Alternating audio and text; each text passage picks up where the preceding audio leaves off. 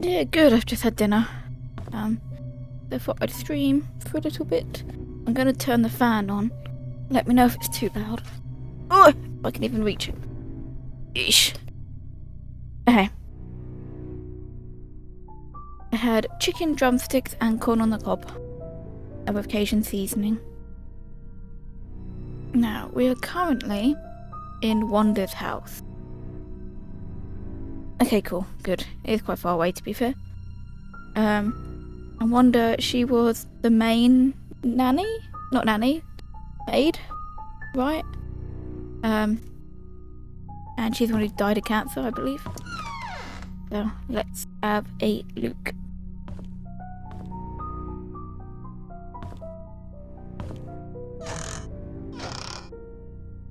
Wait.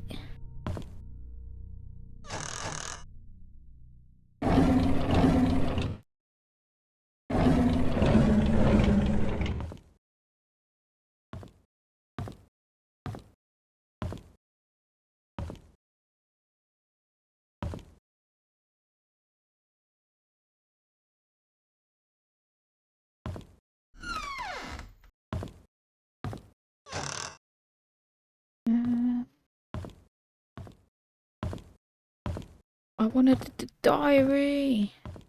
The diary.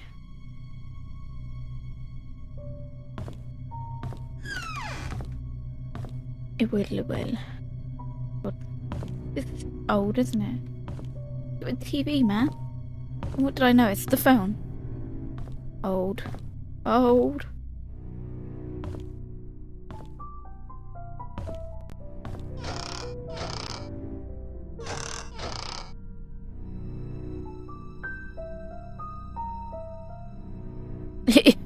That's really funny. You said that and it literally says pick up. Is this even a diary? It's not even a diary. I spoke too soon. Old and New London. Why can I pick that up? Why can I pick you up if it doesn't matter? Maybe it's a hint design? Volume 4. It wasn't even a diary.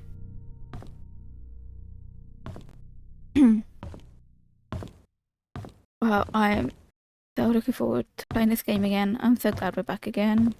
I might be addicted and it's going to be over too quick.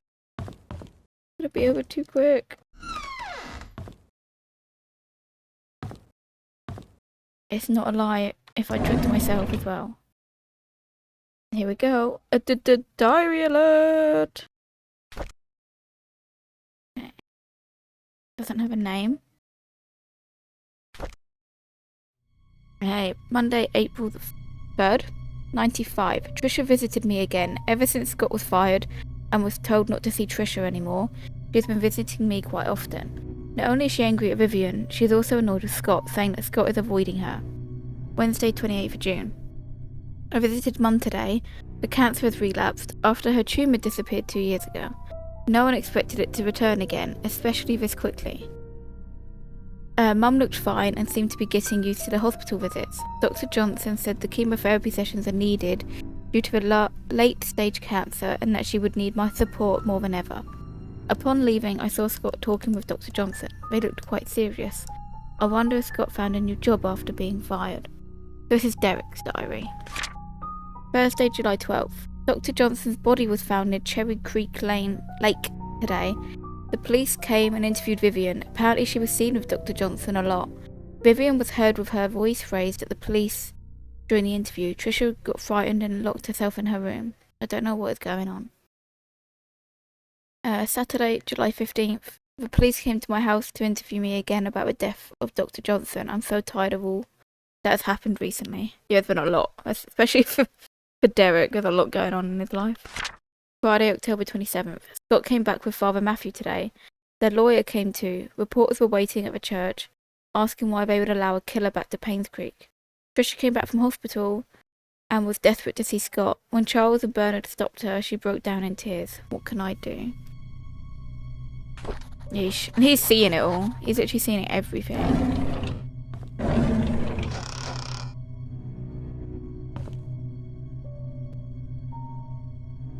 Oh, knife. Yeah, Derek.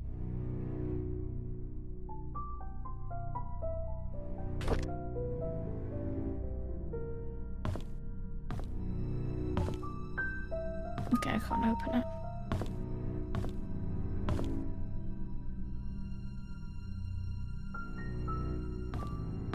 Yeah, he did.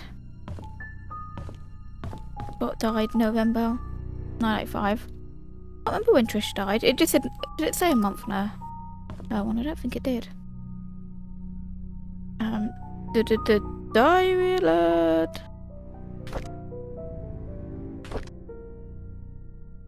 Ugh. Damn, that sucks. But I'm sure we'll figure out how she died and when at some point. Friday, January 12th, 1990. We went cycling today. Scott said he can ride faster than me. Of course that isn't true. We had a competition and Trisha was our referee. We set the goal line to be the fence in front of the river. I was winning until we almost reached the finishing line. I braked to prevent myself from crashing into the fence, but Scott didn't brake. He pedalled harder as he approached the goal. I yelled at him to stop, but he didn't listen. By the time we crossed the line, it was too late. The brakes did not stop him in time. His bike hit the fence and he launched into the air, landing on the rocks by the riverbank. I ran to him. There was blood coming from his head and scratches all over his arms and legs. Trisha came up to him and tended to his wounds. He seemed to be sobbing, even though Scott was the one bleeding. I think I'm hurting more than him. Oh, another jealousy thing.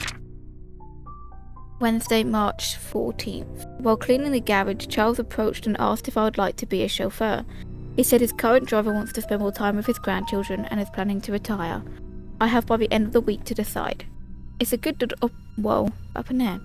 It's a good opportunity. I'd get a raise in salary and I'd get to travel around the country. I think I'll say yes. Do you mean what's wrong with Wanda? Sunday, April 1st. Trisha came today and suggested we make our very own time capsule before I start my new job. I thought it was a good idea. We buried the box near a big stone in a cemetery. Before leaving, we made a promise to each other that we will open it in 10 years. There's a time capsule in the cemetery. There we go. No, this is Derek. This is Derek's diary, Wanda's son. Which I think, pretty sure we read earlier that he's 5 years older than Scott. I say earlier, I think it's yesterday. I'm pretty sure in Scott's diary he mentioned Derek being 5 years older. That's so funny. Wednesday, May 16th. I had a chance to walk around New York today. As I went into a bookstore, I remembered how much Trisha loved notebooks.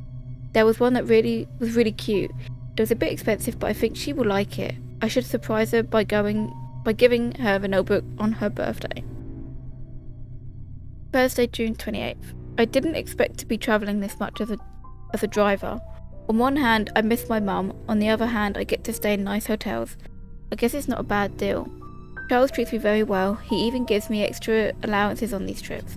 Maybe I'll get something nice for my mum next time. The funny thing about this is that, I'm going to say yes because I can't wait to travel the country, and then I didn't expect to be travelling this much. You literally said that's why you were going to say yes to a job. But I get it. Once you're doing it, I guess, you get a bit homesick. And it's kind of stalkery vibes. Saturday, September 29th. We went hunting near the river. According to Scott, there is a nest in the drain hole sometimes has eggs. I told him it might be dangerous, but he assured us that it's fine. So off we went. Sure enough, there were eggs. I didn't know what eggs they were and decided to stay a little further away. Scott started collecting them when I noticed something moving. Trisha was able to shout out that it was a snake. I stood there, frozen, not knowing what to do. Scott turned and saw the snake. He then spread his arms out and slowly walked backwards. Trisha was behind him. He extended his right hand with the stick towards the snake and slowly placed a bag of eggs on the floor with his left hand. When he reached me, he grabbed my arm and said, "Run." We all ran, screaming our lungs out. I think that was the fastest I ever ran in my life. Yeah, maybe just don't pick up random eggs.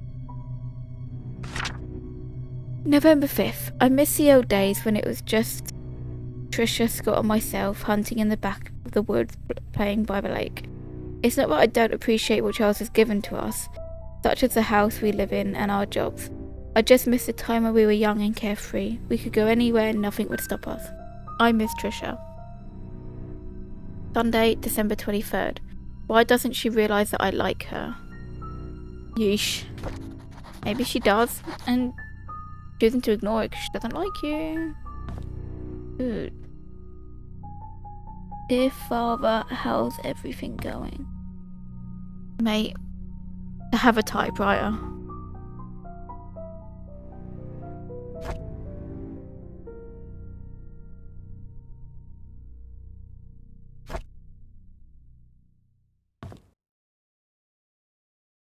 At least to be admitted. Well, from what we've seen, he hasn't done anything about it. Like, gone too far. So maybe it's just a little note in your diary. Everyone had little notes in their diaries, right?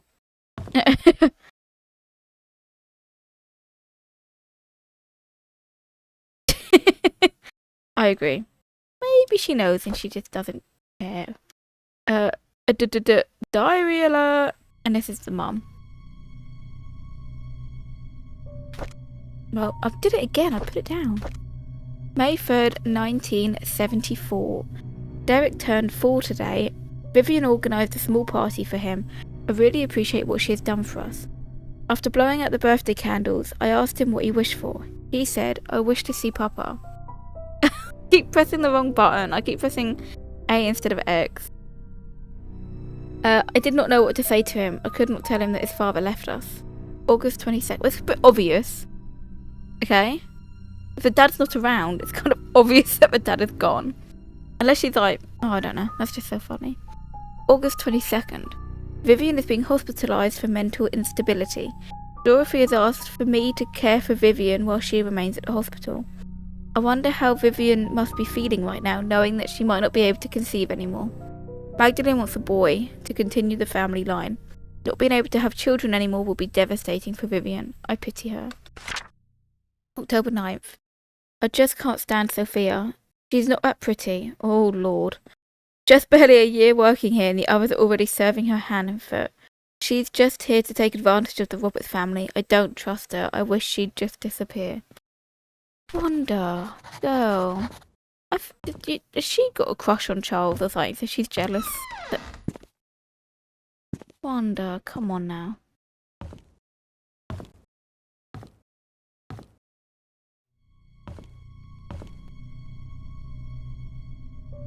Yeah, not great wording, Wanda, after everything that happened.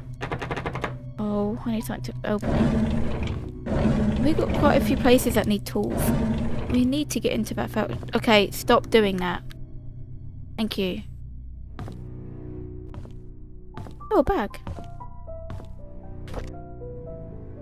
Maybe. Thank you, Wanda, for your hard work, Vivian. Anything in it? I'd be well annoyed if I got given a handbag. Wanda. We will find out if you had something to do with Sophia, I guess. It is a noise bag, but I also don't care for bags, so I'm like, what is this? Just give me a raise, mate. Just give me a bonus. Give me extra money. Give me your freaking money! Should we head there?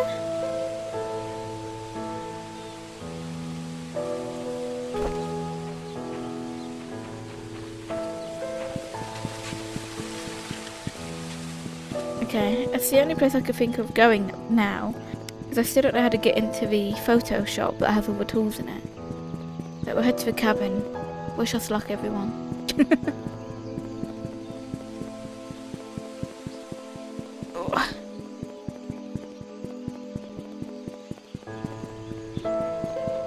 And going to that story with Scott riding and hitting the fence and landing on the rocks. Ouch. What an idiot. That would be so painful.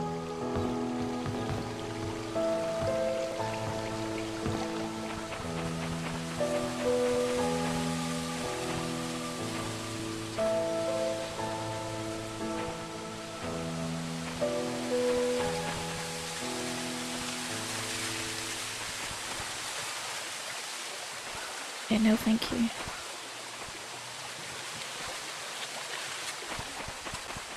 my god, where did I come from? There we go.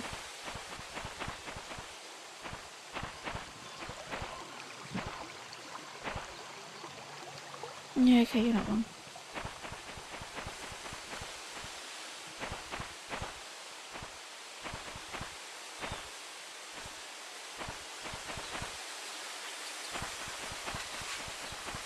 Do you know what this? Can you hear me running on the ground?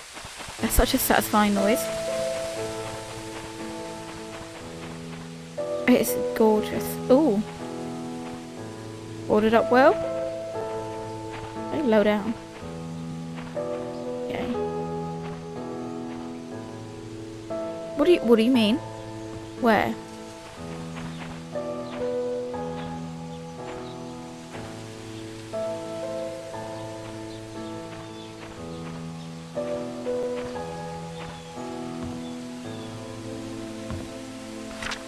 Do list. Get more firewood. Give Trisha my spare cabin key. Fix Mrs. Patterson's sink. Visit Andrew at the hospital. Check hospital for missing tools. Oh yeah. Where's the keyhole? There we go. I can see now. She was on the cabin. How dare you say that to me? I guess we'll have to look back later. Hello? Is anybody home? Oh, a key. Pick up the key. Chest box. Ooh. Is that the one back in the church? Imagine if I came out with like, yeah.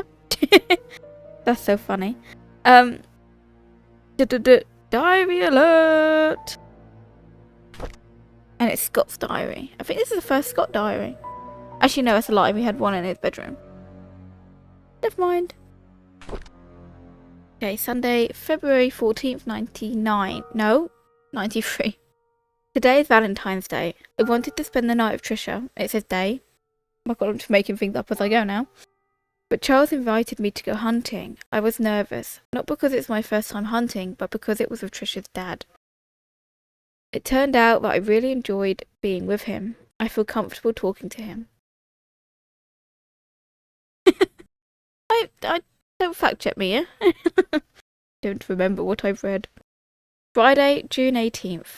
I don't get it. Why would Father Matthew forbid me to be with Trisha? Is it because I'm not rich, or because I'm an orphan? He didn't explain anything to me. Maybe he doesn't love me anymore. I feel so confused. I don't think him telling you not to be with someone means he doesn't love you. But you think what you think, I guess. June 22nd.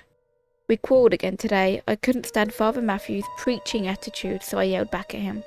I know I shouldn't have done that, but I'm so frustrated. Father Matthew said that I'm not an orphan. What does that mean? Does he know who my parents are? I pressed him to keep talking, but he wouldn't tell me anything after that. I need to know more. July 31st. In these past weeks, it has become more difficult for me to talk to Father Matthew. Whenever we speak, he addresses only church stuff.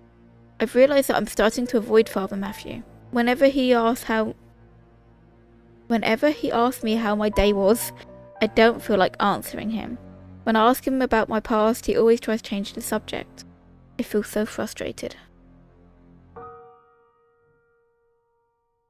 Yeah, just be like, this is the reasons why. It would get rid of all this freaking back and forth, man. September 2nd. I've moved out of the church. Father Matthew did not object, although he looked a bit sad. Mr. Roberts was kind enough to let me stay at his cabin if I'm willing to work for him as an assistant gardener. That way the mansion garden can still be well maintained even when Andrew cannot make it. November 3rd. It's been a month since Charles gave me the cabin to stay. I still don't know where to start my investigation. Andrew has been drinking. Bernard asked me to bring him home today. Whenever he's drunk, he accuses himself, saying that he's a sinner. Sometimes he would mutter names that I've never heard of. Of all the names, I think I only recognise Magdalene. I just can't remember where I'd heard that name before.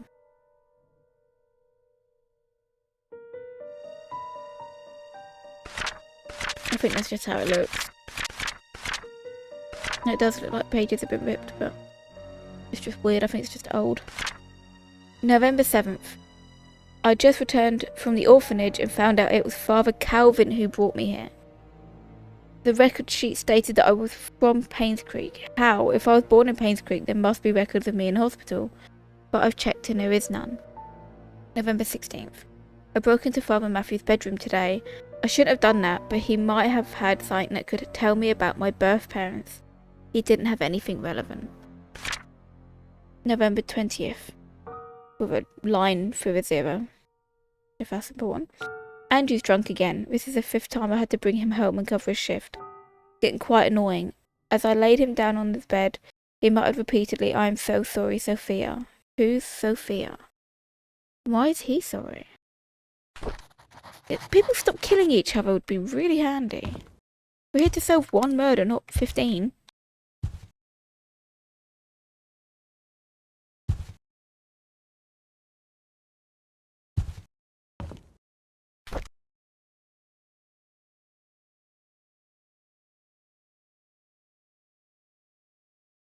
I wonder. Andrew must have done something to Sophia. It makes sense. Why else would he be sorry? Knife. Knife has a dull blade. That's true. Like, this is more work than I set up for.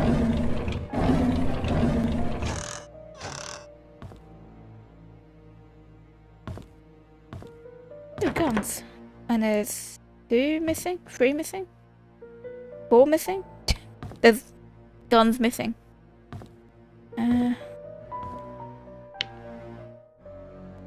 Oh, someone used all the toilet roll. Oh, come on. These 3 have. Okay. Well, you are boring.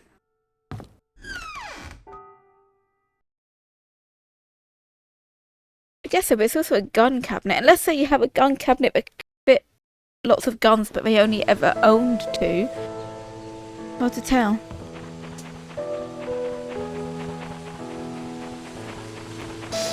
The other ones were in Bernard's house, right?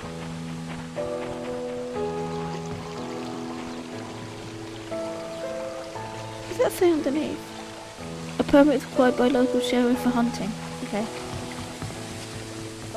I'm running back to the church now, by the way, to open that chest box.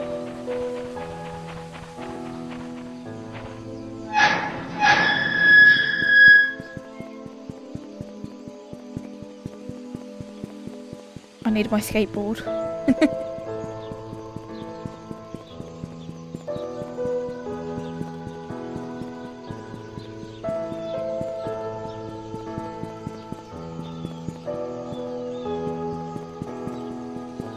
I'm gonna keep looking up now as well, just in case. I'll just go buy one. What if I find one laying around?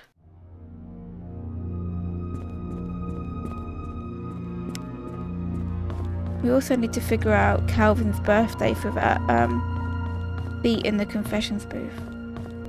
No, it was in storage. Sorry, I'm an idiot.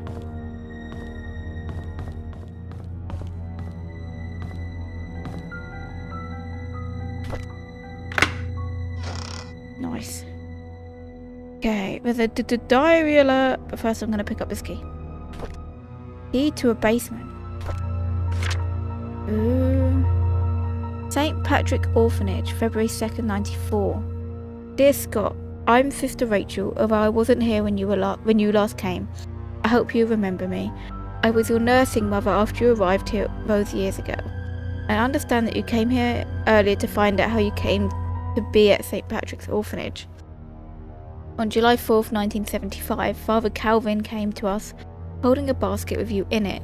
He said that you'd lost your parents and there's no one to take care of you. He told us that your name was Scott. After he left, Sister Emma asked if I would be willing to take care of a baby. At first I hesitated because it was a huge responsibility. But when I saw your face, so full of innocence and curiosity, I felt as if God himself had delivered you to me, and I accepted the task. When you were 10, Father Matthew came to see you. He had just become the head priest of Painscreek Trinity Church. He visited often, usually at the beginning of the month. Whenever he left, he would leave an envelope containing a small sum of money. He said it was for everything you needed, and that whatever was left was then given to the orphanage. I'd be lying to say that I wasn't sad when you left the orphanage, but when Father Matthew adopted you, I believed that your life would be better in Painscreek than here, and I clearly hope it is so. Everything enclosed within the package used to be yours. I think you should have these. May God bless you. She sounds so sweet. And I'm sad for her. My baby boy, 1975.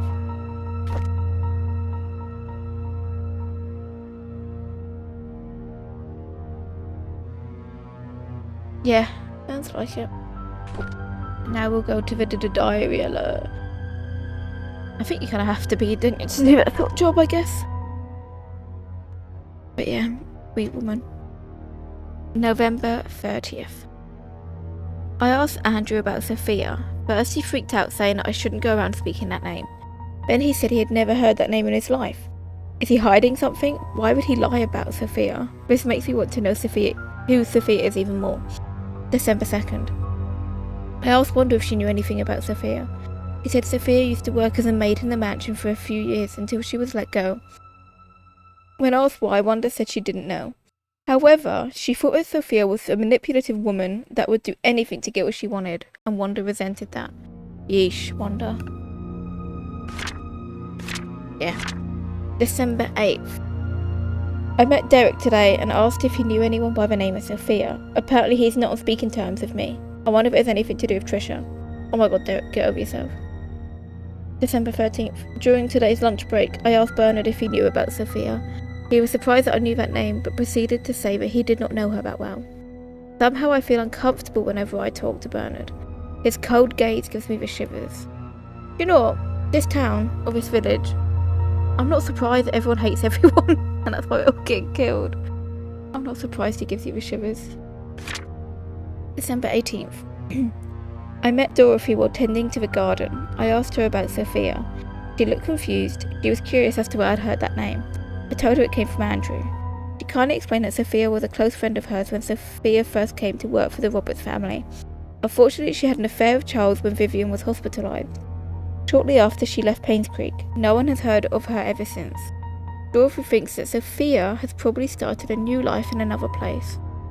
I wonder if the affair was the reason why everyone's quiet about it. That would definitely be the reason. Yeah, it's probably a good thing this town is a village. Let's try that sentence again. Probably a good thing this village is a ghost town. There we go. Got it out in the end. Oh, I got the basement key. I thought, where do we go now? To the basement. That's so funny. I feel like I'm about to go into hell. There's not even a keyhole. So, where is there a basement? If not here.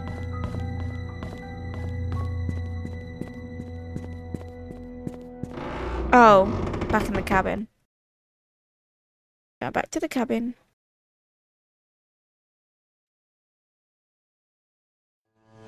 But people, can you keep your belongings together and make me run around the town?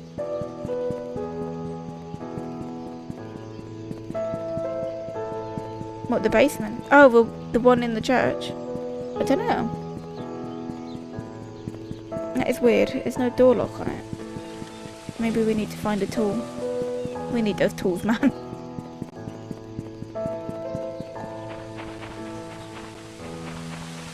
Yeesh. Can you imagine? Ow. Why did it open towards me? That's so rude.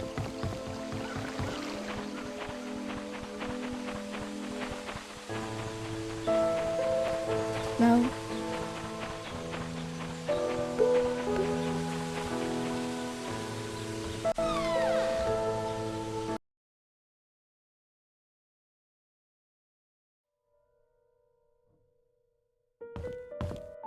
Okay, here we go.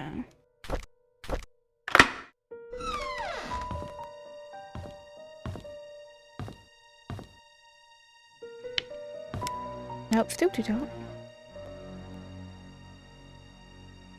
That's so funny. Well, they shouldn't. Yeah, annoying.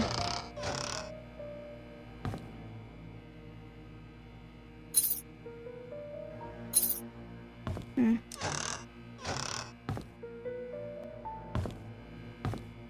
There's a diary alert. Diary! Hello, diary. Diary alert! February 14th. On Valentine's Day, Trisha gave me some chocolate. I've never seen that brand before. I bet it must be expensive. I haven't finished making the music box. I'd hoped that it would be her Valentine's Day present. I'll just give it to her later. Hopefully she can forgive me. February 18th. It's been quite some time since I last talked to Father Matthew. He's always asking how I'm doing after Sunday service, but I tend to ignore him whenever possible. I know it's wrong. I need to find a way to make amends with him. Yeah. For stopping him seeing Trisha? Or telling him to anyway, because he clearly didn't stop. April 19th. The grass has been growing wildly. My lord. The grass has been growing wild lately. The weeds are everywhere and Andrew's not here. Actually, he hasn't been here for quite a while now. I wonder what happened to him. I should visit him after work tomorrow. September 23rd. I was about to pick Andrew up for work when I found him lying unconscious on the floor. There's an empty bottle of sleeping pills on the table. I immediately called an ambulance. According to a nurse, this is Andrew's third suicide attempt. She's glad that I saved him in time. An hour later and he could have been dead. I don't know why Andrew would commit suicide. What I know is that he must be lonely. He needs a friend. It's a long one. September 28th. I visited Andrew at the hospital today. He's out of ER and is recovering quite well. While I was cutting the fruit, he told me this story. In 1972, there was a maid who came to work at the mansion. Her name was Sophia. She was a hard-working young lady with a great personality. She was loved by many. A few years into her job, however, she had an affair with Charles. A child was born.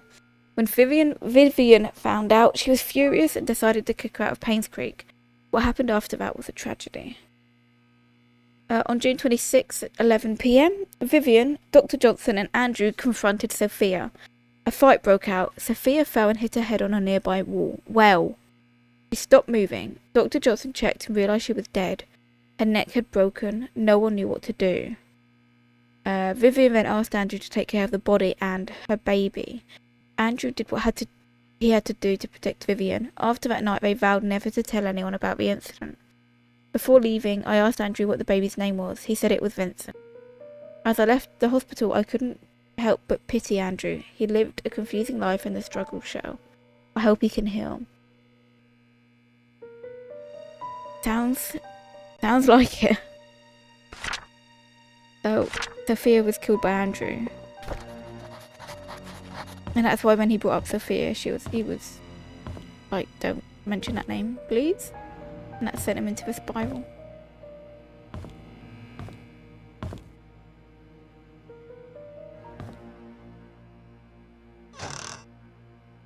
Ooh, that's from the picture the PI had. We don't have a cross.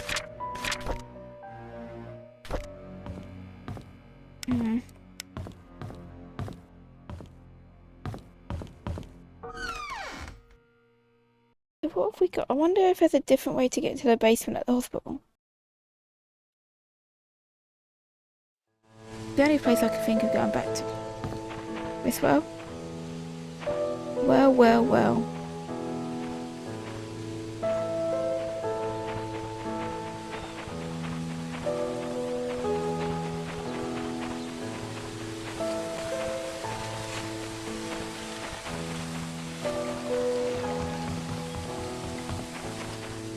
We found we can have a church. Maybe it'll be in the basement.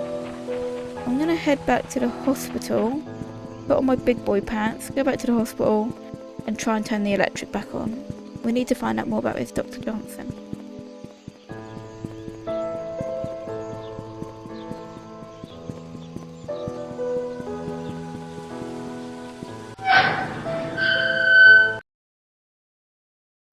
That's true. That's why the woman with the long black hair is in the forest, because her body is stuck in the well. And she wants to be found.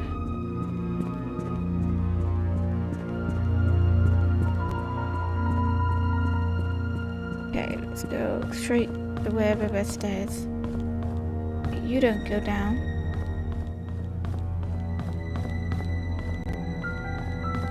You don't go down.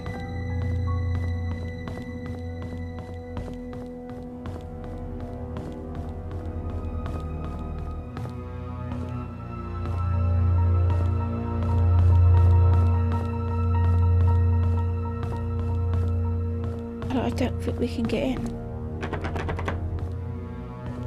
But where to next? There's nothing else to do in here.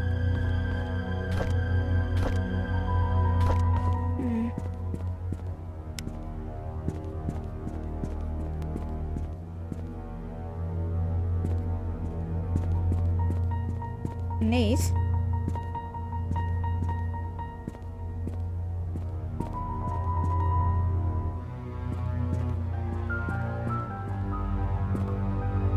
No, it doesn't let me open them. Oh. Let's go and have a look.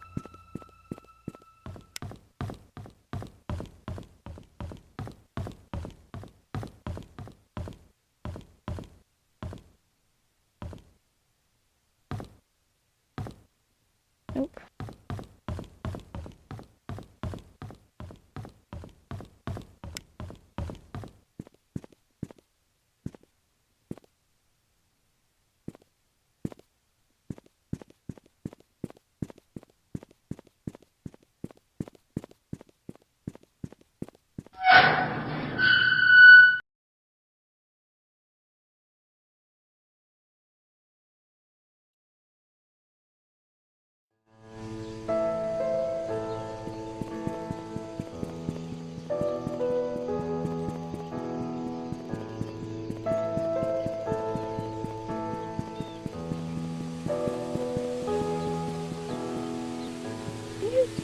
Thank you.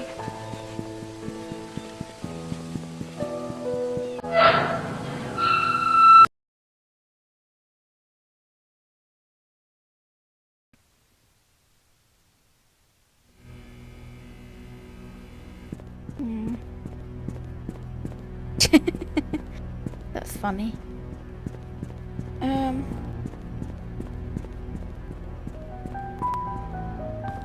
Just trying to think of things that we have left to do. Nothing in here.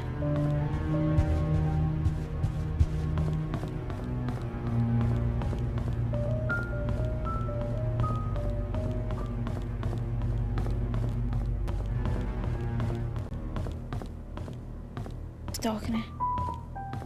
Okay, so this is Charles's safe. Now let's think. We have heard or read when his and Vivian's anniversary was. We could try anniversary date. We tried Trisha's birthday. What about Scott's birthday?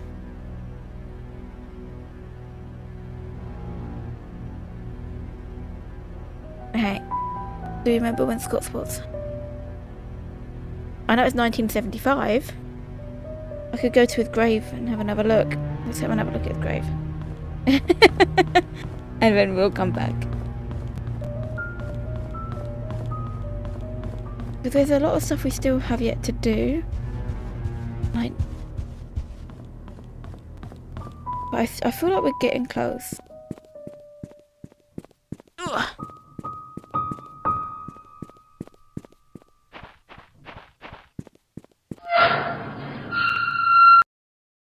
We must be getting close, right?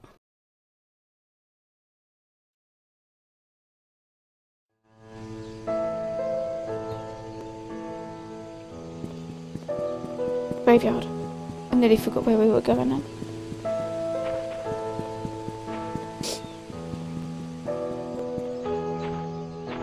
Okay, a bit of a shortcut. Get out the way.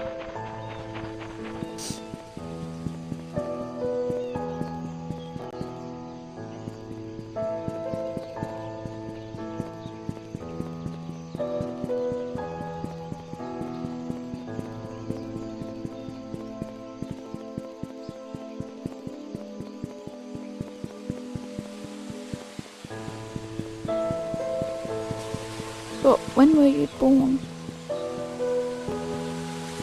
Jan 3rd. Is that Jan or June? That's June. I'm gonna check something.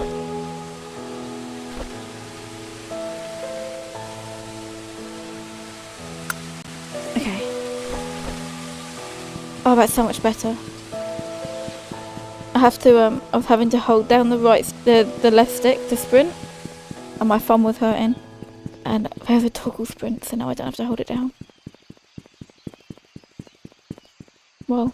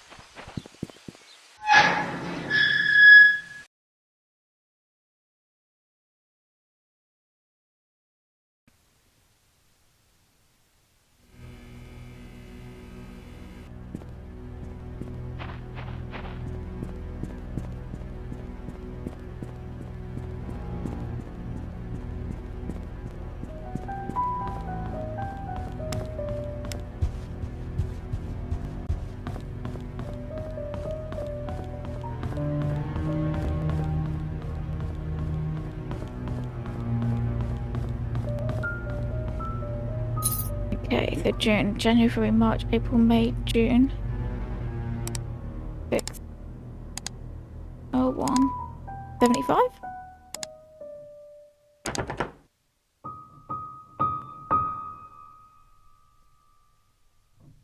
I doubt it's... No, why did I do that?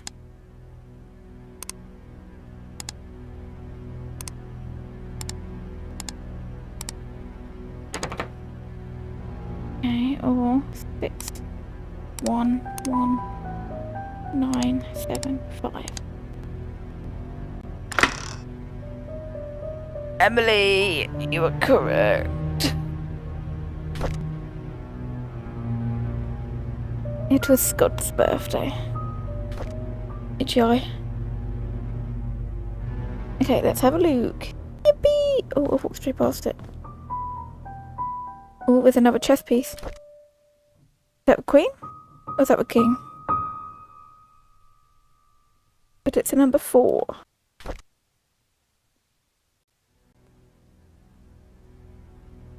No, smart. Let's read the note. Oh, I have no idea, but we can go back and have a look in a second.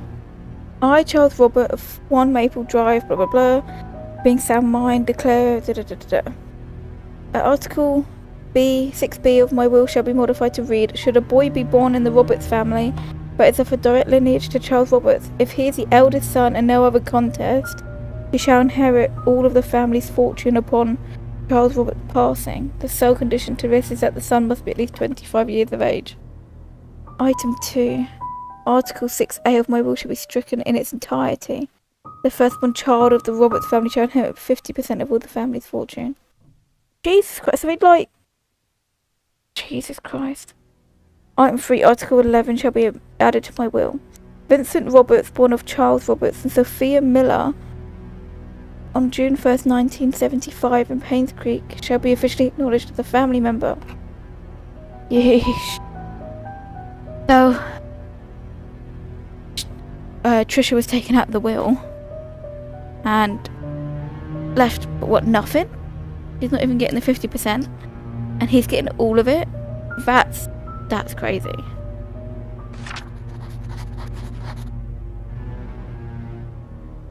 That's ridiculous. That's actually ridiculous. That is brutal. Okay. Diary alert. And it's Charles, of course it's July 31st, 95. I cannot believe that Scott killed my wife. It's being spewed all over the media. How? Why? He loves Trisha and I treated him like my own son. It doesn't make any sense. Okay, that one sounds like he doesn't know that's his son. August 13th. I visited Scott today. I asked him why he would kill Vivian. He did not answer, but simply looked down on the floor. I wanted an answer so desperately that I really rattled his neck. Nearly. Oh my lord, it's Brian. Does he even feel any guilt or remorse for what he's done? How can he not say anything? Yeah, I don't think he knows. October 22nd. I visited Scott again today, knowing that he will be released soon. There just wasn't enough evidence to pin him. He looked thinner than before, but I didn't care. I wanted to know why he killed Vivian. When I asked, he stared at me. I was so angry that I yelled at him. I was about to leave, and out of nowhere he said, "I pity the ignorant." What the hell does that mean? November 2nd. I got drunk last night at the inn. Scott is now a free man. I think I babbled about how much I despised Scott and what I would do to have someone get rid of him. Did I really say that? How did I get home anyways? Oh right, Bernard was with me. He drove me home. Charles, did you get your son killed? Look at the date, Emily. It's November 2nd. People need to stop talking. Ooh, passwords. First National Bank, email password, and study room desk, chess pieces, king, queen, and bishop.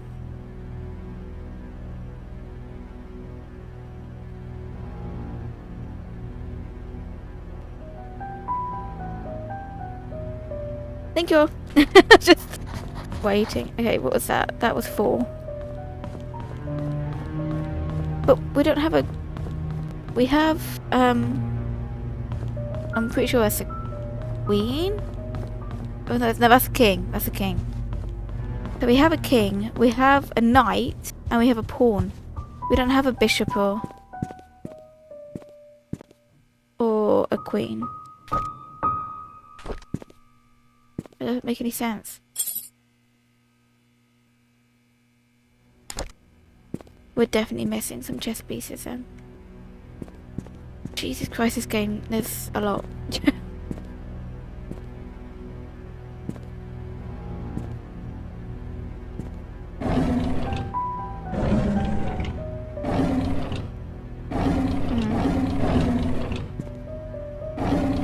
You stop.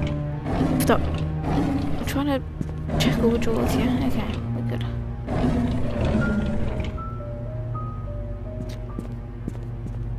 Okay. Where else do we have pins that are needed? Oh, I wonder if Father Calvin's dead, if he's at the cemetery. And that his birthday's there as well. That would be very helpful. Would that really be the answer for multiple deaths? I mean, padlocks. Finding the date of birth on the freaking gravestone.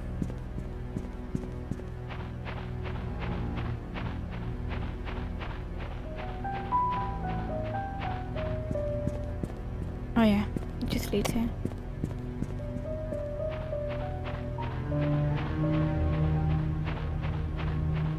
Ooh, another door. Can't believe it's so much to go and look at.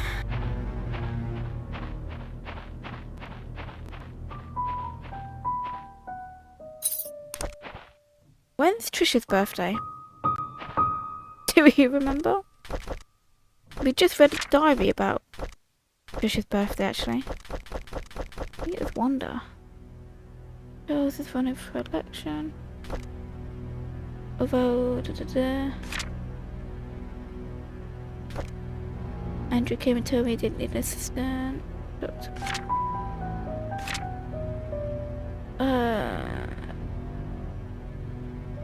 No, I don't want you. I wanted...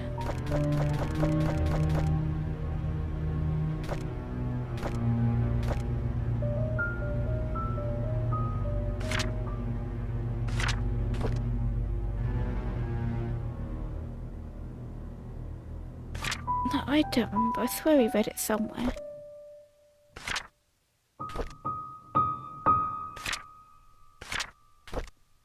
Vivian hasn't spoken since she was discharged from the hospital.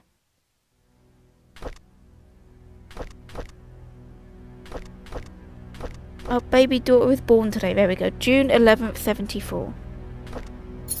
June 11th. That's very close to Scott's birthday.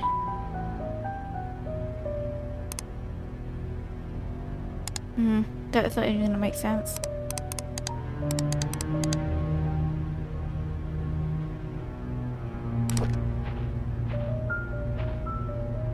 Why just do? Maybe do it backwards, don't I? Nope.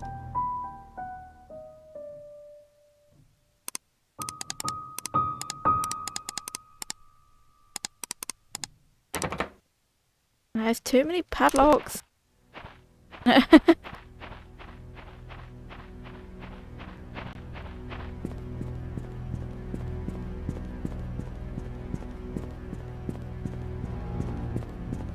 Try it the other way.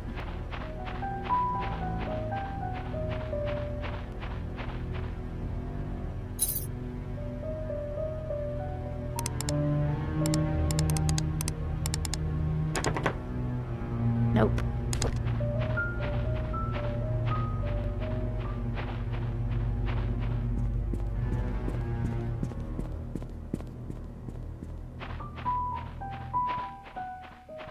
Okay, so what are we missing?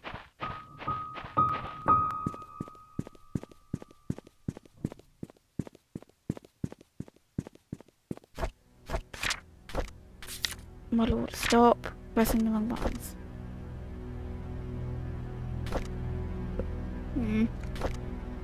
Don't have any more keys to get anywhere.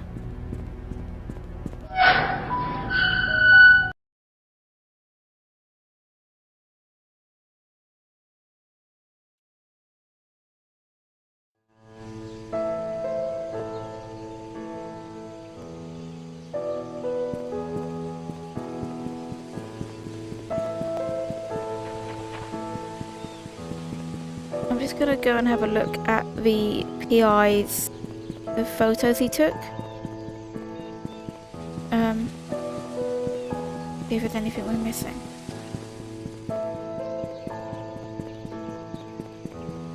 Were they in his car? No, they were in his room, weren't they? I gotta think of where to go next.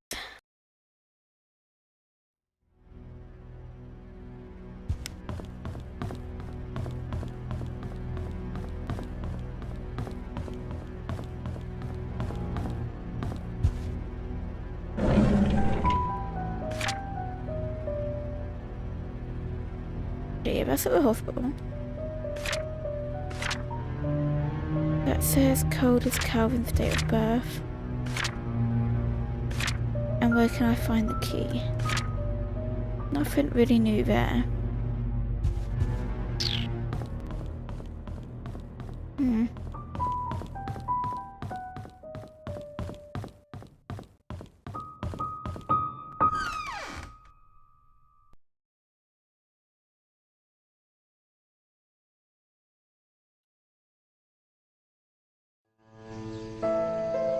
I refuse to be stumped.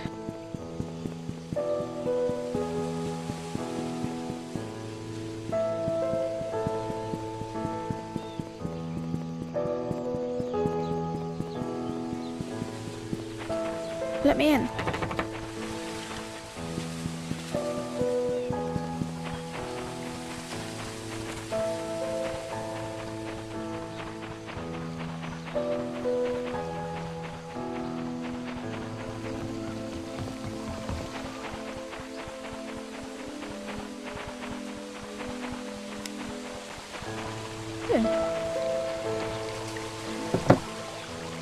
That's so funny. I was just gonna go back to this birdhouse and I saw that. Oh, of course it's goddamn locked. Everything's locked.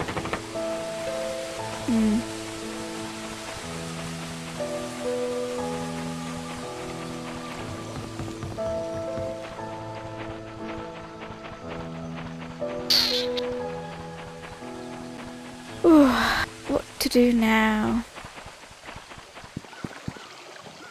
Oh, graveyard. See if we can find out. Calvin's birthday.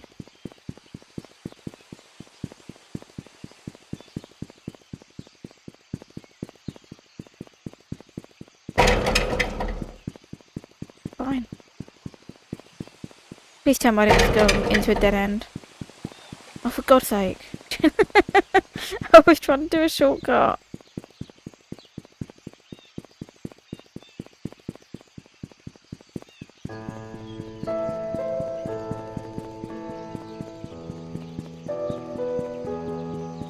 Oh, God, stop a sec. I got a really itchy back.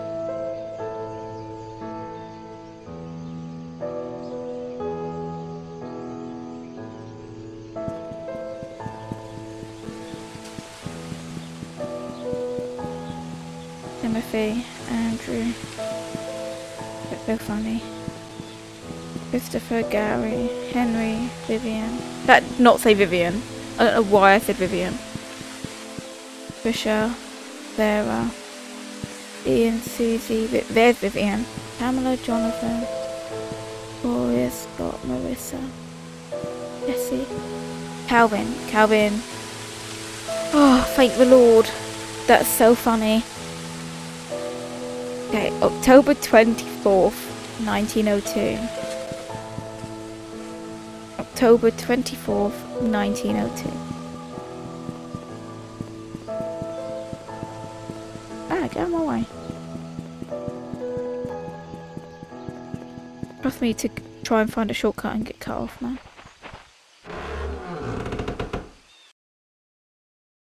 Okay, I like it. We have something else to go after. Now I get how, you know, like police run out of leads and they're like, well, we've put over dead ends. No, there's so much more to look at. I refuse to believe that there's nothing else. So, 24. 10:02.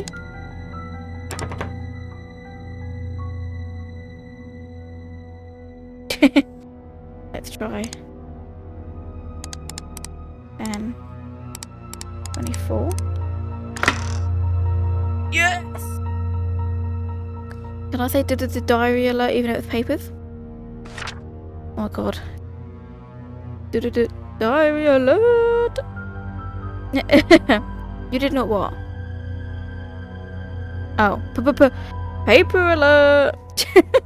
Letter! Dear Father Calvin, this is a letter about the things that I have witnessed during my stay in Painscreek while in service to Mrs. Magdalene Roberts. I have no one to confide in, and I dare not speak to you in public, hence this letter. I accompanied Mrs. Roberts to Painscreek on July 4th of 1975 to visit her son Charles. It was rumoured that Vivian had a nervous breakdown following her own delivery of Trisha, but she had to stay in PCH, so the hospital, rehabilitation for several months. During that time period, Charles was all alone. He found comfort in a housemaid by the name of Sophia. They had an affair, a boy was born. 2 days after arriving, we were informed that Sophia, along with her child, had left Painscreek. Where she could have gone off to was a mystery for all of us. I see most of us believed in the story, including myself. However, Mrs. Roberts refused to believe that Sophia would leave when she would have been accepted into the Roberts family. The boy that she bore for Charles would have guaranteed that. Mrs. Roberts initiated a search for Sophia with our driver, Patrick, and myself. It lasted less than 2 months before she passed. That's true, so the mum knows that he was added to the will, so why would they just run away?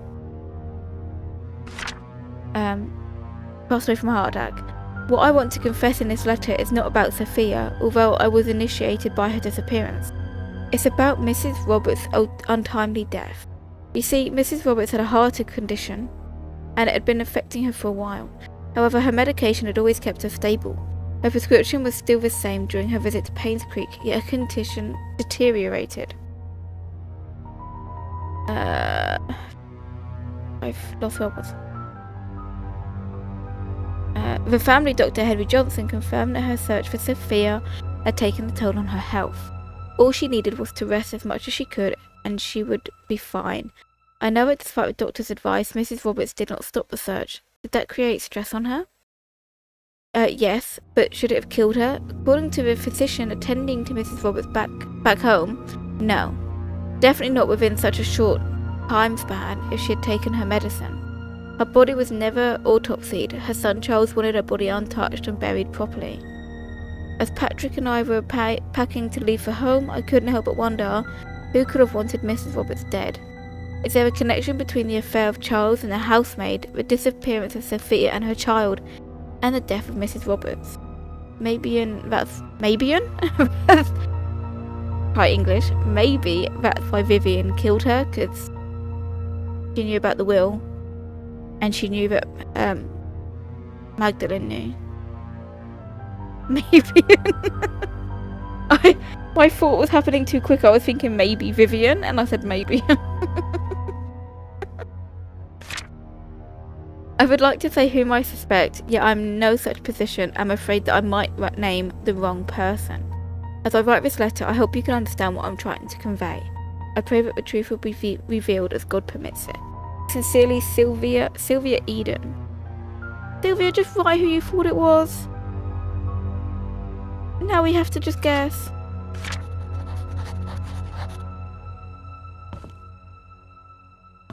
Yeah, but we didn't unlock anything else.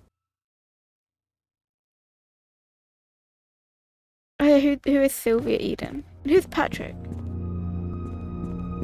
Just tell us. Why are you hiding stuff?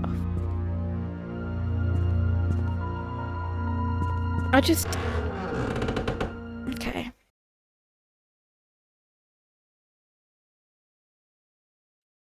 We need to somehow figure out how to get into the basement of the hospital.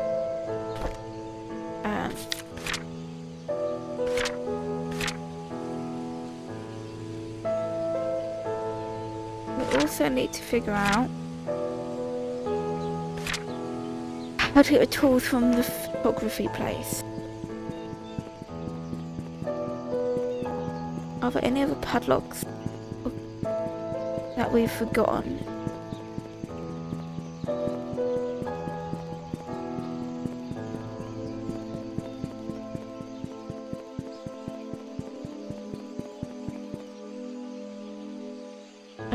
I feel like I should have written a note down of all the padlocks that we said we'll cut back to later. Or any number stuff. I don't know what we got to do now.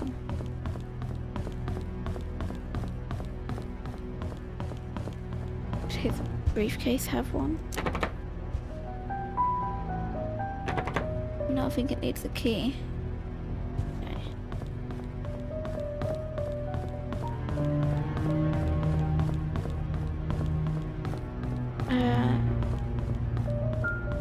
No, we don't have a key.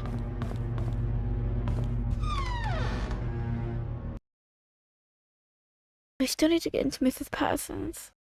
I think she had the tools. Or she had the key. I don't freaking know. She had something to do with the tools, didn't she? Let's go to the photographer place again.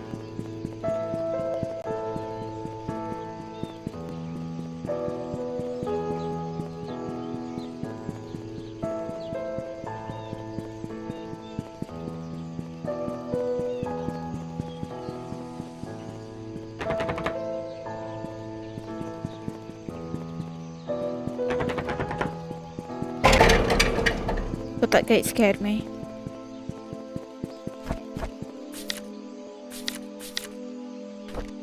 That's a good point. I could have been taking photos of stuff myself with the camera and just referred to it here.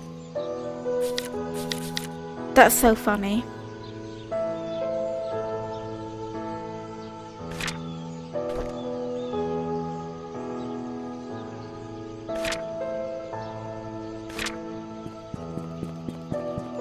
Now where do we go?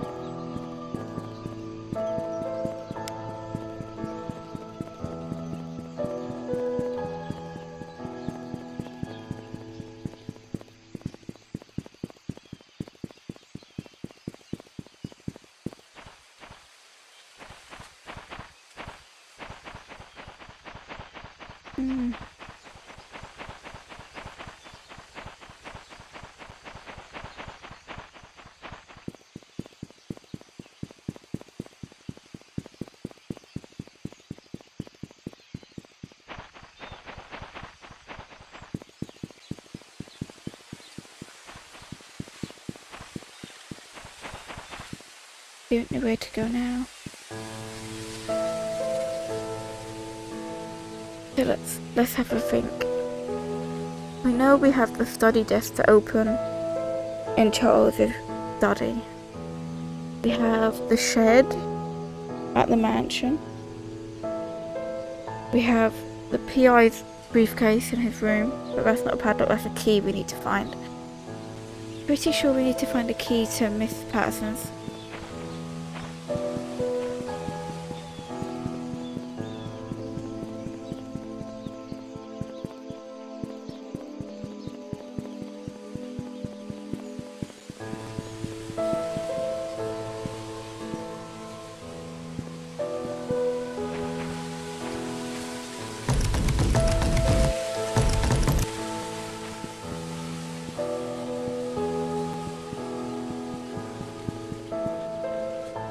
Random ass door.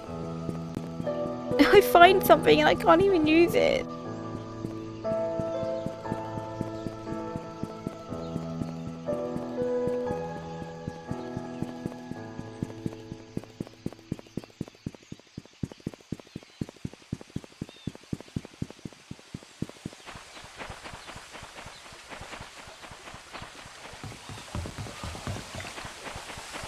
Okay, Sophia's ghost, if you're out there, I'm not scared of you anymore.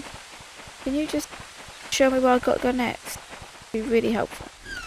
You know, helping me, you know, helps you.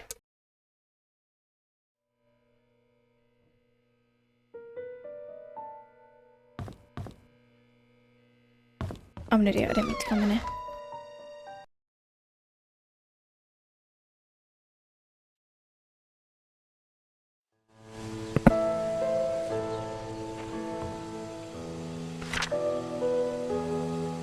Check hospital for missing tools.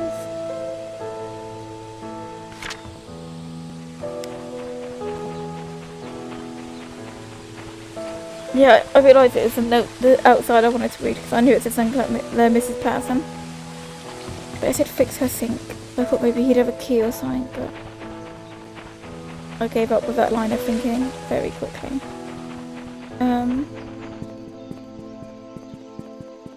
I'm just gonna study the hospital map.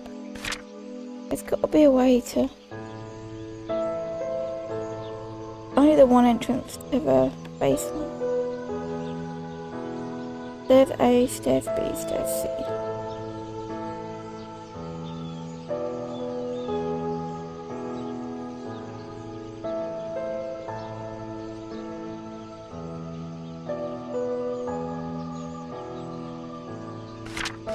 I just don't know where we got to go next.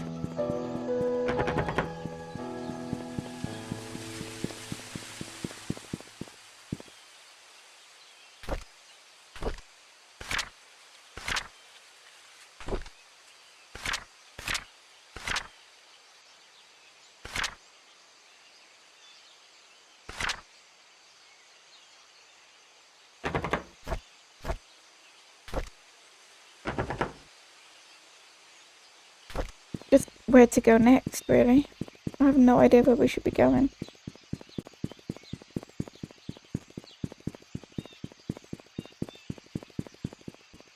We don't have any keys for anywhere. It does look like a bloody handprint, but I can't open it. So I know we need to get into Oliver's photo.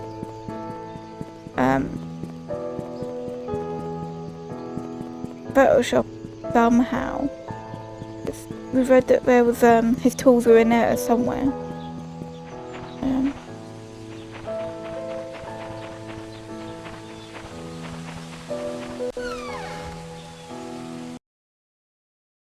just gonna figure out where to go next.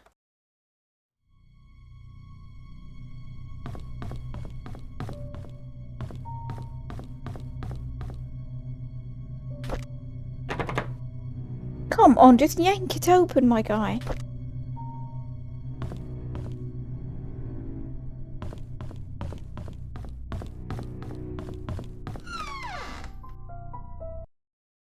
Where do we want to go?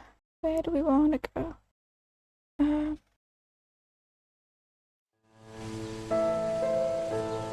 I'm trying to think of other pins that could be used for the shed, but I really don't know.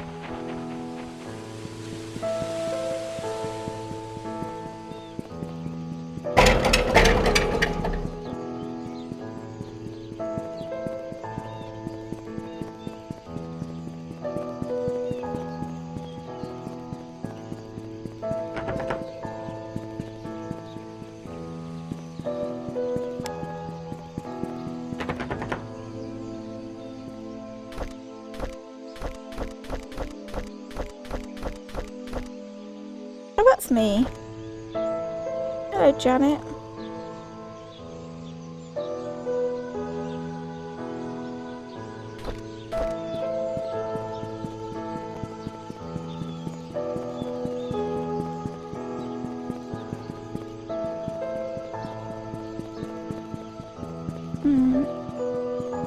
I feel like I properly searched the hospital.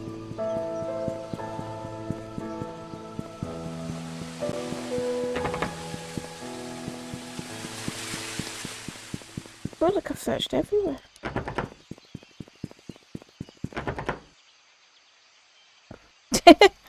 You're not wrong, actually. They are very similar looking. I am Janet. Call me Janet.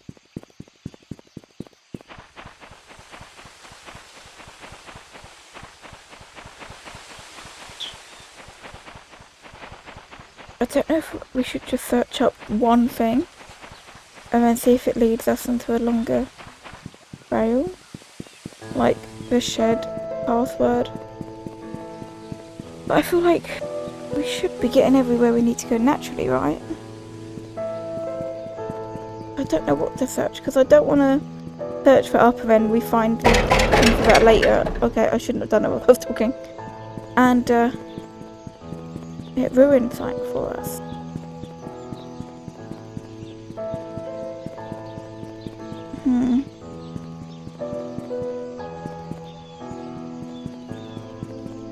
Because there's still a lot we've got to do. You could... I didn't think. What do you reckon we should search? Pin number for the shed. Where to get the key for the PI's briefcase. Glove box. The cross for the thing in the cabin. Alright, yeah, do that. I'm leaving you in charge. How to get into the Photoshop.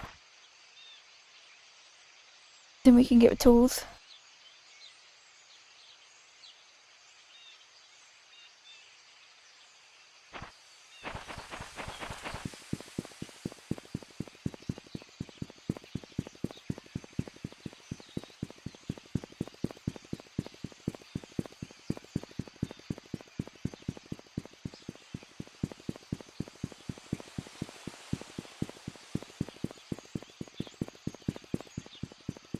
A shovel would be helpful as well, actually.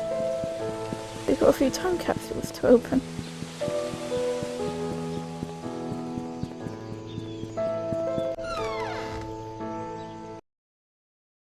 But how do we get... Maybe that's what you should search, how to turn the electric back on in the hospital?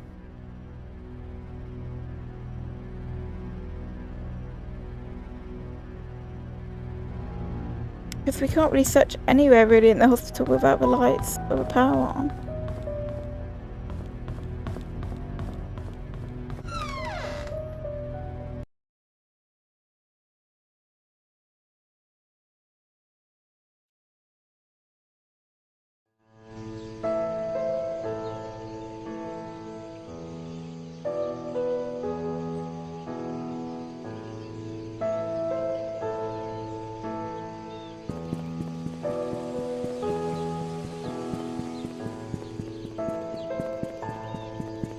But I can't get to I can't get in the basement.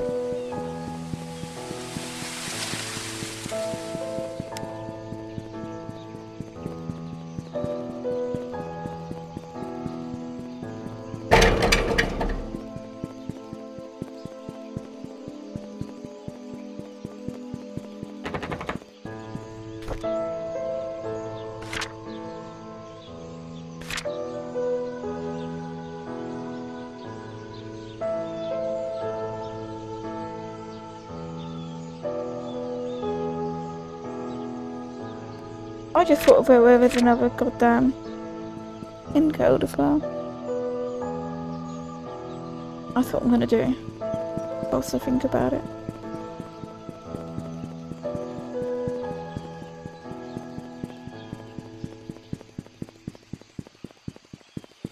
Where do we get that? Okay, we won't go down that route. We should be able to find it organically then, because I don't spoil anything for us. So, how about looking up where padlock is? The padlock. The pin code for the cabinet in here? Just remembered this one in here.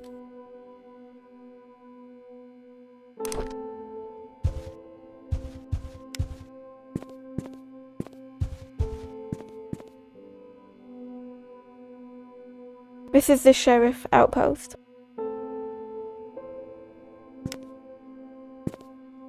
I did not mean to click that. This is Steven. I just wanted to make sure the package was sent. Again, I'm currently at Anne's courtyard. Any extra info you have would be much appreciated. Thank you very much. Talk to you later.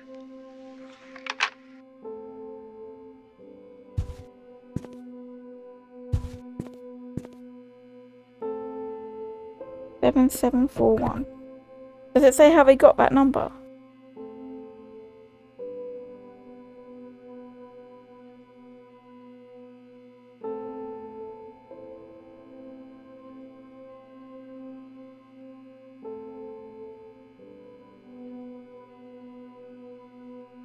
Oh, for God's sake. Then I refuse to read what's in there yet. So what are we genuinely missing? What about the padlock for the shed?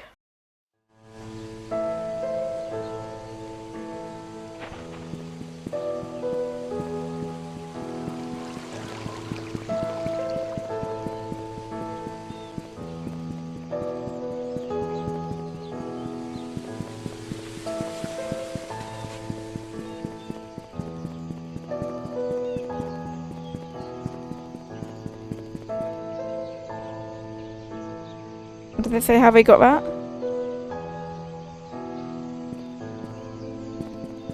I'm just backtracking now, so if we don't know how they would have got to that. The code inside Scott's secret wall safe. Is that the one in his bedroom? 8831. I'm gonna go and have a little look and see what was in that wall again.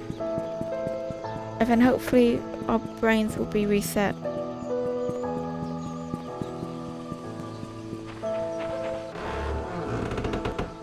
Okay, that's fine, because we've opened that. I will follow that path.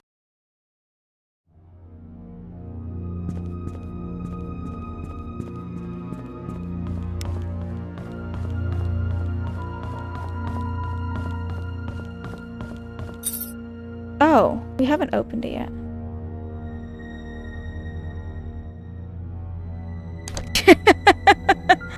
Emily, we haven't even opened that secret. That's so funny.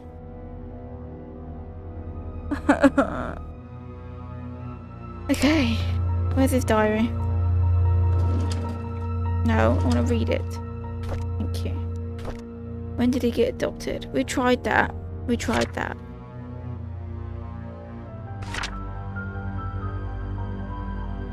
No, I don't freaking know. Hey, where do they find it? Is it somewhere we've not seen yet?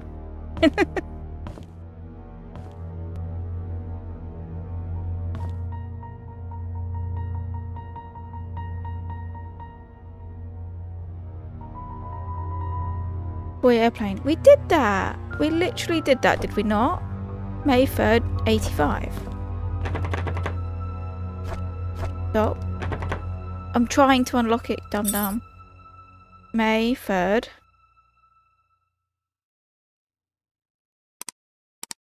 '85. Emily, did we... Are you telling me what... What do you mean? What do you mean? I swear we did that like 800 times. That's so funny. Well, we did it. We found something. Oh, a baseball. That's so funny. I did. I swear I did. And then it's even the same date as the one we did in the book. I swear. Let's meet up. Oh. Well, we got the number now. That's where we'll go to next. That's so funny. Okay. A diary alert. February 18th. Mr. Peterson passed away at the age of 81. Everyone attended his funeral today. He was buried next to Mrs. Peterson. The population of Painscreek is decreasing. Old people are dying and young people aren't coming back after college.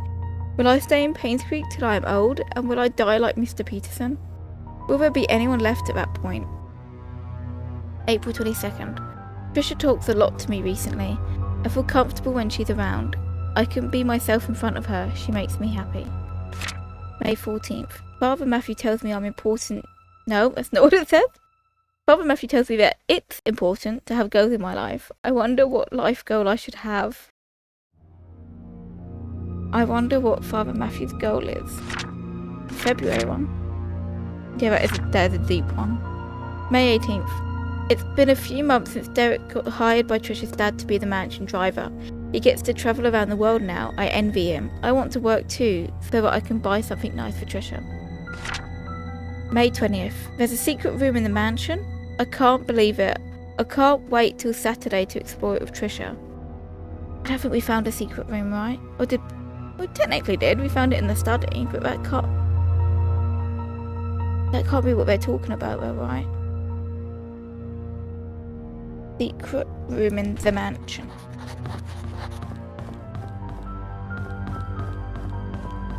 Okay, now we can go to the shed. We found that secret room in the study with that info about Sophia. But if they found that together, they would have found out they were siblings, right?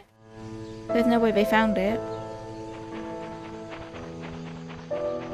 So it can't be that room. What room did they find?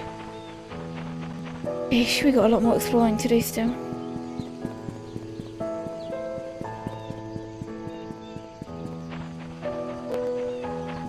There's so much to look at, man.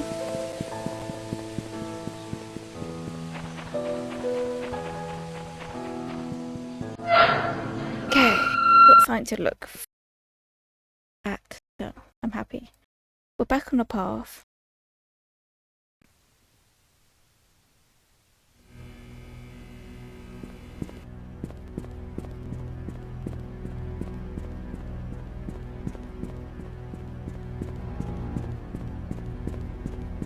Maybe there'll be more info on the secret room in this shed, since that's where we're meeting up.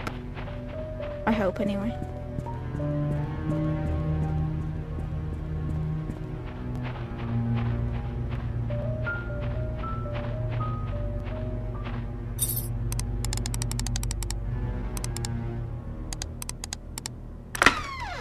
Yay! Oh, how many go in?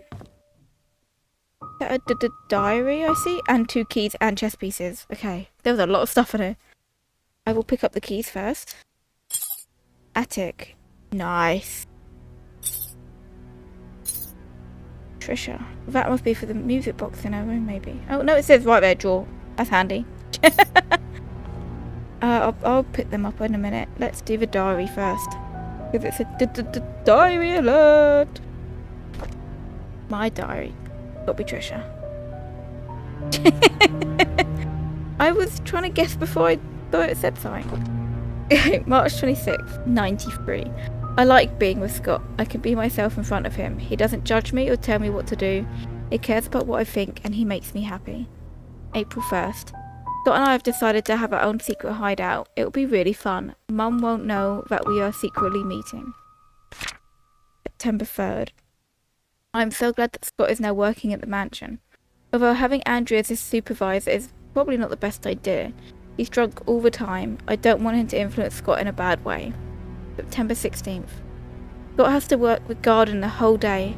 After that, he has some errands to do. I guess we won't be meeting today. I miss him already. October 1st. Oh, this is a long one.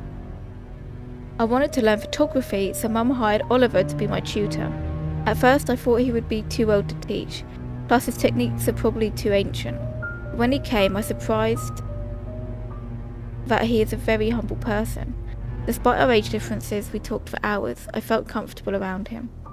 Then he showed me the photos he took. They were beautiful. It was around this point that I figured out that Oliver's perfect as a tutor, but I shouldn't have been so quick to judge the old man. I'm glad Oliver is my teacher. Hey, they say don't judge a book by its cover. October 5th. Scott has finally finished moving all his stuff to the cabin. Winter's coming. It'll be extremely cold in the cabin. The fireplace should help. Maybe I should knit a scarf for Scott. I think I'll visit him today. Oh, how sweet. Winter is coming.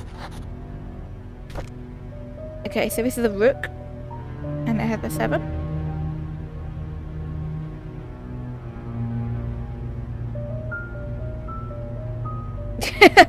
Yeah, I've never seen Game of Thrones either. And that is the queen. Right? Yeah.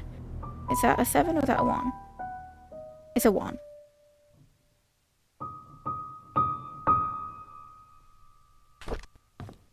Oh, post-it note. Oliver from the photo lab borrowed a shovel and a wrench. Nice, that's what we need, baby. Yes, we have extras, so I told him he could keep the tools until he was done with them. That's what we want to see. We need that shovel.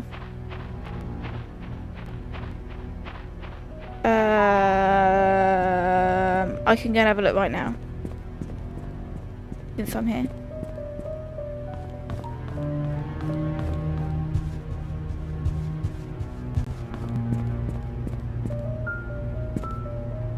Okay, night is 5.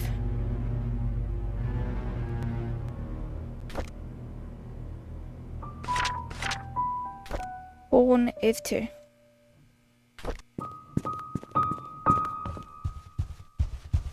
Did you want me to have a look at the other one that was in the safe as well?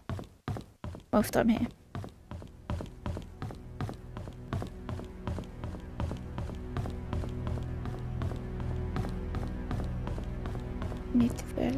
And that was a king. At 4.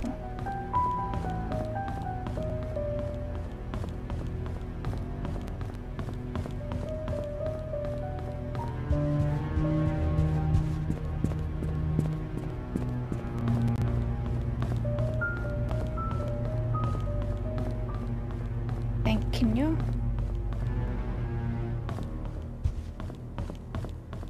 The music have to be so spooky.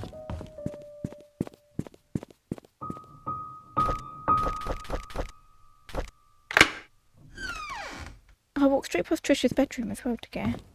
That's fine. Creepy attic.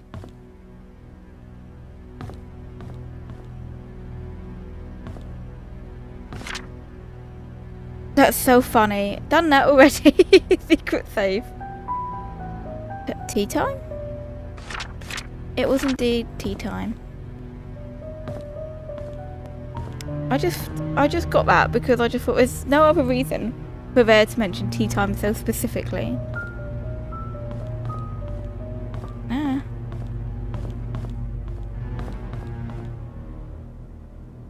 If that's the only thing that's in here, that'd be funny.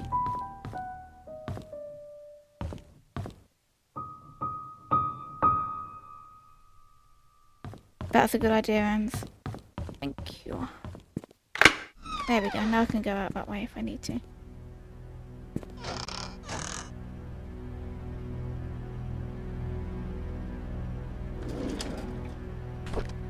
Ooh. Oh, I can't take it with me? Why not? That would be so handy. Take it with you. Like, why can't I pick it up if I can't take it with me? Items needed for the barbecue. Charcoal, grill brush, grill fork, live fluid, grill brush. You put grill brush twice, my guy. Just so you know.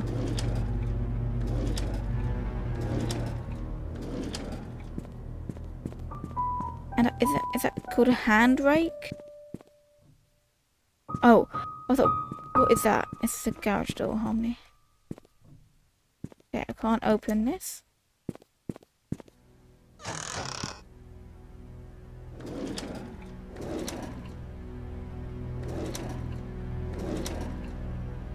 No, I wanted to... Okay, I can do this. Examine. A well-cleaned... I don't care if I can't pick it up. What is that I see? A diary alert! But whose? It hasn't got a name on it. September 21st, 93. I didn't feel well today. I had a nightmare last night. I can't remember what it was like, but it was unnerving. I see Scott all the time now since he started working at the mansion. He's always with Trisha. I used to be the one to hang out with Trisha. Okay, this has got to be Derek, right? Friday, October 1st. Mum says she feels better these days. It's as if she forgets she even has cancer. I hope she recovers quickly. Mr. Johnson is a great man to help us out like that. November 8th. Trisha talked to me today. She said Scott is busy recently and she feels lonely. I would never make her feel that way. I cannot say that to her, but I will be there whenever she needs me. We talked a lot. I wish every day would be like today. February 14th. Today Scott came and asked if I know anything about Father Calvin. I only knew him as the previous church pastor? Before Father Matthew took over, I told Scott to ask Matthew about it. Scott didn't say anything and left. Looks like they aren't getting along too. Hydrate. Okay, Emily. I may be drinking a monster.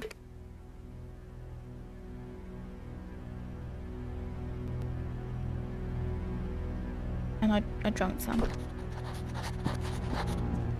And hydrate, you fool. I ain't no fool.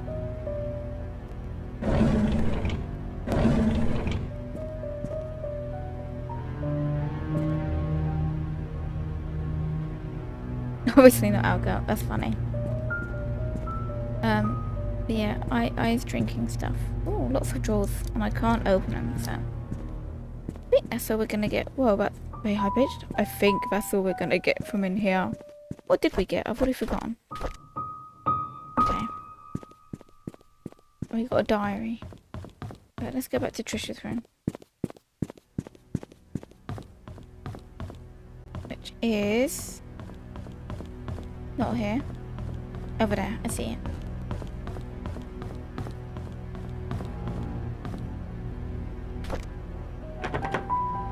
It's for the drawer! We've established this harmony, you stupid.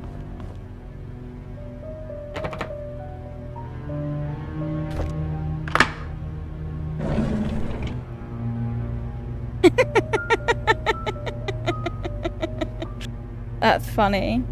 I see it did a diary, and I see something that's going to be becoming very useful. Please hold on to it. Someday I will tell you everything, Scott. Diary alert! Here we go. May 22nd, 94. Mum is so judgmental. She doesn't want me to be near Scott, saying that I should find someone who's of the same class as me. What does that even mean? Who determines what class Scott is in? Did Mum talk to Father Matthew? Is that why Father Matthew also forbade us from seeing each other? Don't they know we're in love? Aww. July 24th. Last night, Scott and Father Matthew had a big fight. Father Matthew told him to stop seeing me again. I asked Scott why, but he didn't know the reason. I feel so miserable. October 10th.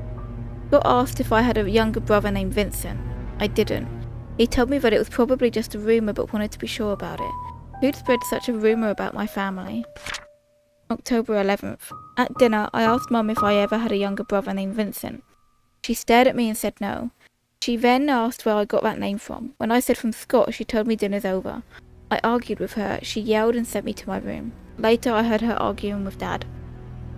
October 26th. How could Mum fire Scott? They're so unreasonable. There's no reason at all for firing him. And why can't I see Scott anymore? I love Scott. Dad loves him too. Only Mum hates him and I don't even know why. Come on, Trisha.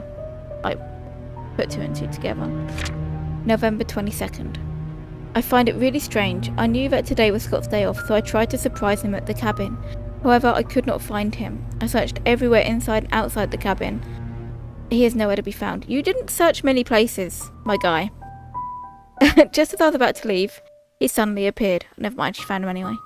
As if he had been in here the whole time. This has happened several times now. I wonder if there's a hidden room in the cabin that I just don't know about. Well, we know. We know. And there's another key. I searched inside and outside the cabin. Wow, you searched 2 places. Dear Trisha, you can always stay at my place when you feel lonely. Dorothy. We have Dorothy Perkins' house key! Oh my lord, we solved it all.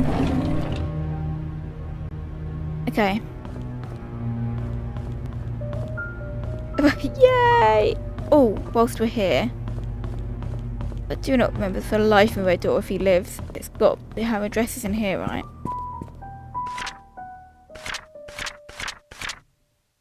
"40 Black Pine Road." Should we go to the cabin first and do the cross, or should we go to Dorothy's house? You are in charge. Okay, is that so we don't forget her address?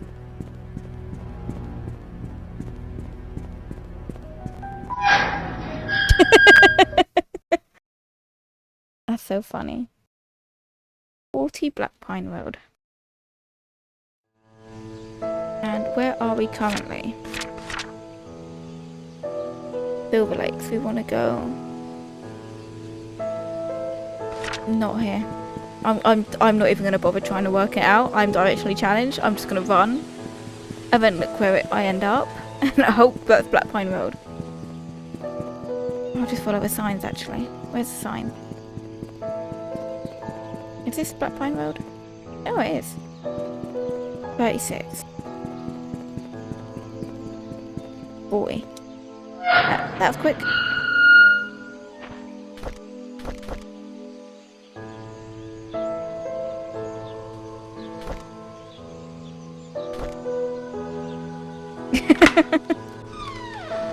I don't want to believe I'm directionally challenged, but you know, the proof is there. Can't argue. Ooh, Dorothy's house. Take pride in helping others realize their dreams.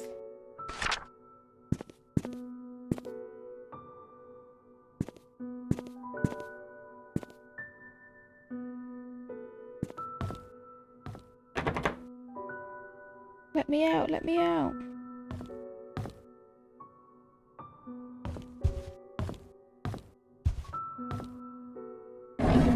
No, I didn't want to start that one, did I?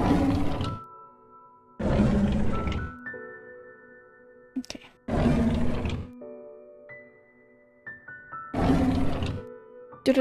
Diary alert!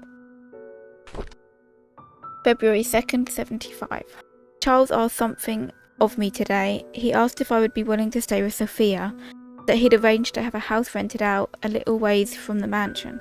I told him that I would help, but that Sophia's pregnancy will eventually show. There's no way of hiding it. He seemed very worried. February 6th. Charles came to me and expressed his gratitude for taking care of Sophia. He said he will be covering all the necessary expenses. He told me not to tell anyone about it. As for Sophia's growing belly, when the time comes, I am to make up something about her running errands outside of Painscreek. I'm not sure if that will work. April 6th. Sophia is 8 months into her pregnancy. Her belly is big now. I asked her how she felt. She told me she's happy and feels hopeful for their future. She said it would be better if the baby is a boy. I can understand why she's thinking that way, but I can't help but wonder how Vivian will feel about it all. What will the ramifications of this be? Not good. I know I have future knowledge, but not good at all. But like, I don't know. I don't know if I could work somewhere where I'm having to cover up an affair. That just goes against everything. Do you know what I mean? I think I would have to tell Vivian. Pictures.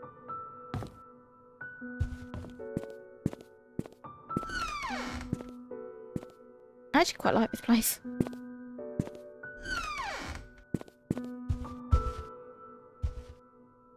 Yeah.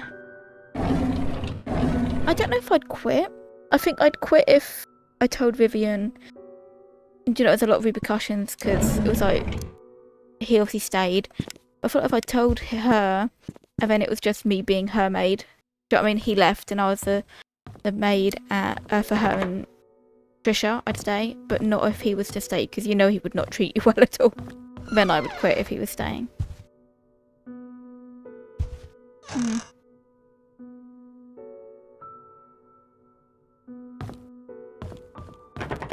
It's locked, and I don't... Not really much more I can do here, then. Right? Would have been helpful. Go with more.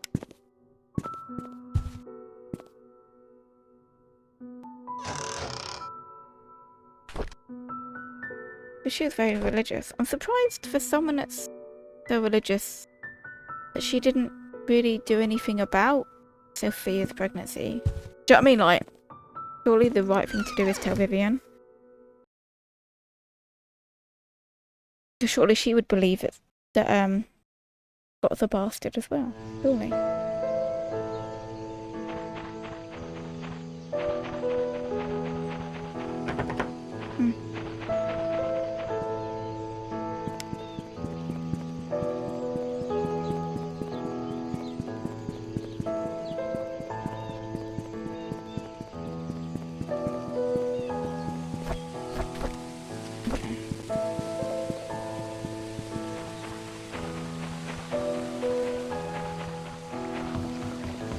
Yeah, true. That's the only thing that makes sense. Like, they must believe that the right thing to do was keep it a secret.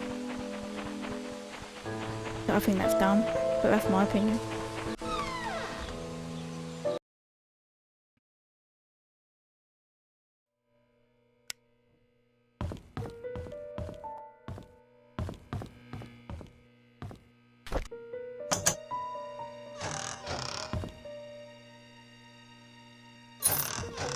Hey. Ugh.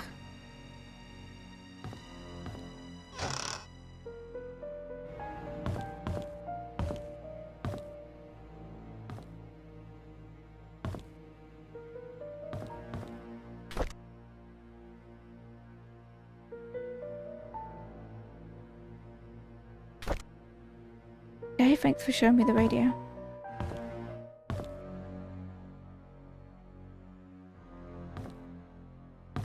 Typewriter? People love their typewriters. Jeez, I found out who killed my mother. Oh. When did he write that? That must be why, Whoa, I missed that completely.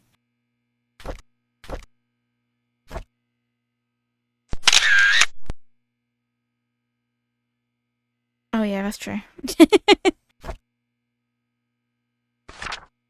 Painscreek sewer. Oh my god, yay. That means we can turn the lights on in the hospital. But that must be why he confronted Vivian, surely. And that means he definitely knows who his mother is. Okay. I'll actually look at this. Yeah. Couldn't be her. She tried to find Sophia. He's my father, question mark. He saved me, couldn't be him. In Indonesia at that time. Killed Magdalene. She loved and took care of Sophia when she was pregnant. He's 6 years old at the time.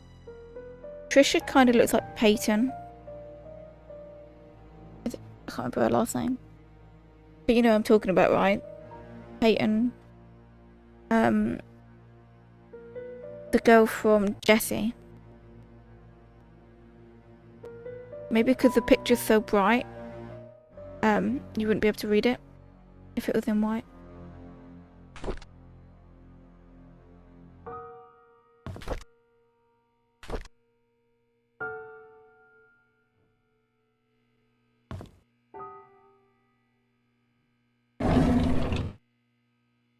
Peyton List, that's it. Just not think of her last name. And I did a diary alert.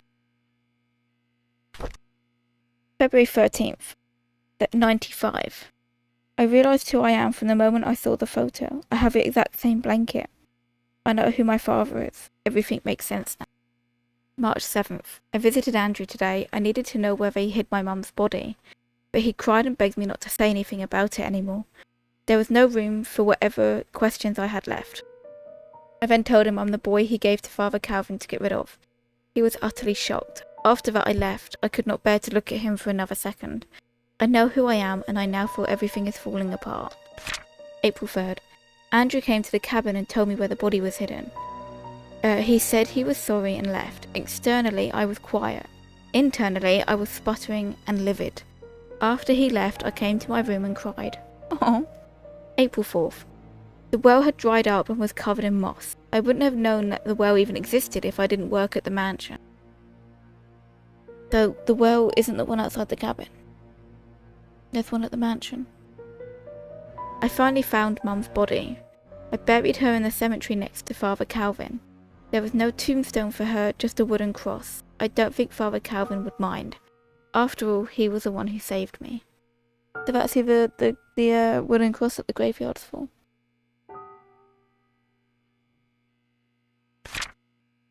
May 3rd. A month has passed. I haven't worked since and have stopped meeting anyone.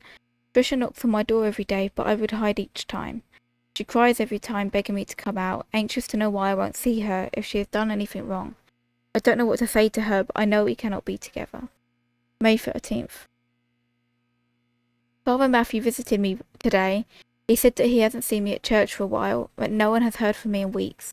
When he asked how I was doing, I began crying. The tears just flowed down my cheeks. I cried and I cried. I just couldn't stop them. I told him everything. I told him that I know that Charles is my father. I confessed that I now knew that Trish was my half-sister. I said I didn't know what to do. He listened and didn't speak.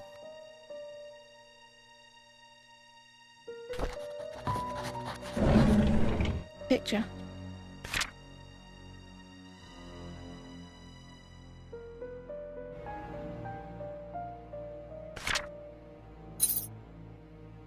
And it's like a music box key.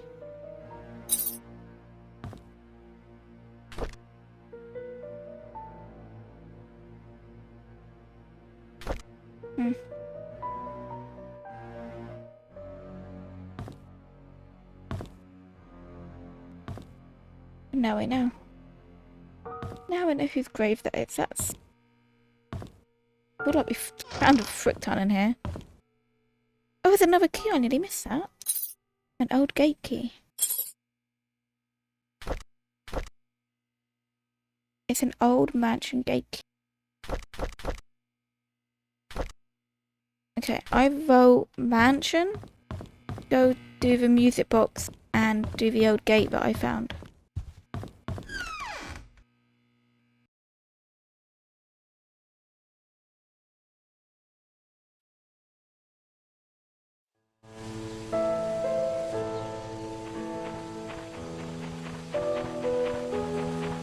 Oh, I forgot about the eclipse.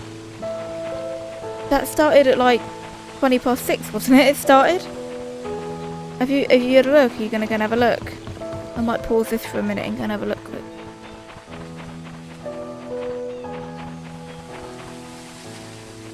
I totally forgot about it. I actually was gonna go and have a look and I forgot. Do you want me to stop for a minute and we'll go and have a little peer outside? I'm kind of intrigued. That's so funny. I'm gonna go and get blinded quick. Give me 2 seconds.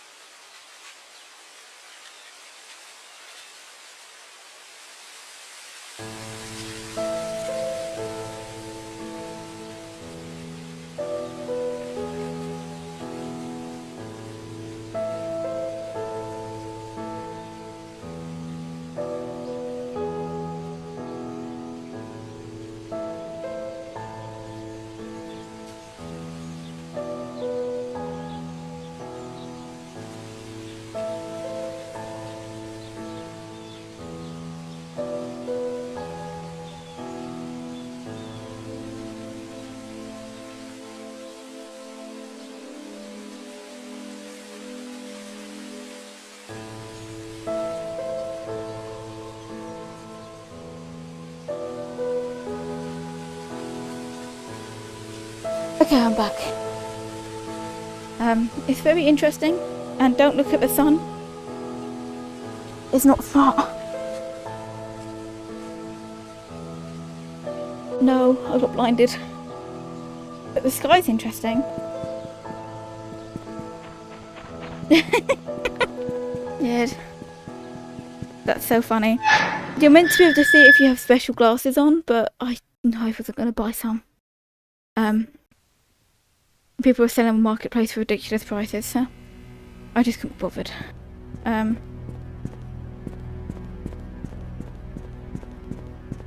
Music box or well? What do you reckon we should go visit first?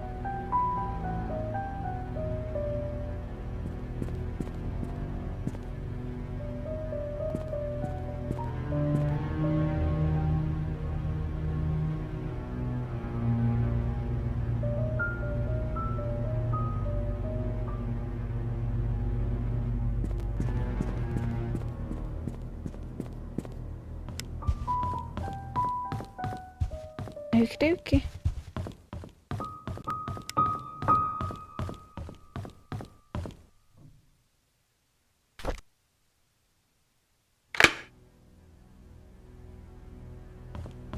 It is unlocked.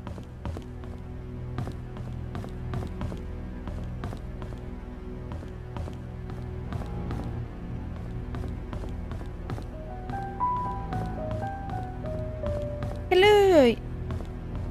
Did you have fun wherever you went?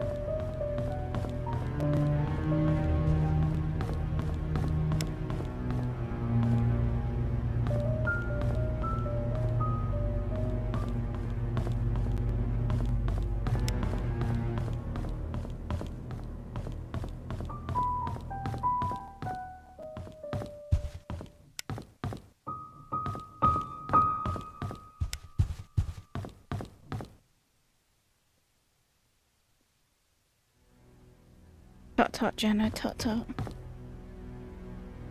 Oh, is it a good picture? If it is, please send.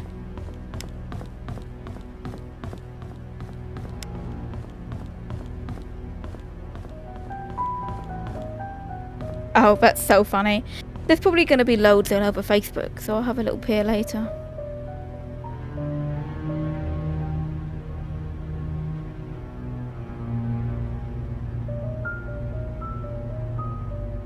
Ooh.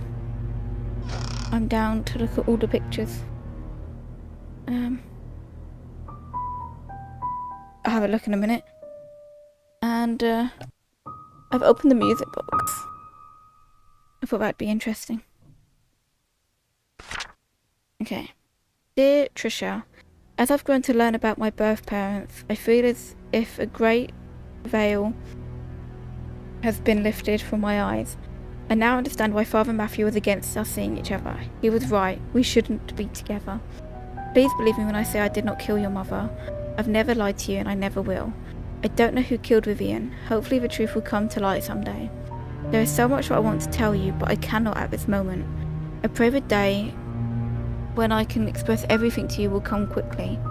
All I can say now is that I am sorry for all the pain that I've caused you. Please forgive me.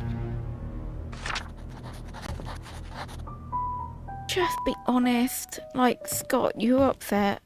Be honest with Trisha. This is why we can't be together.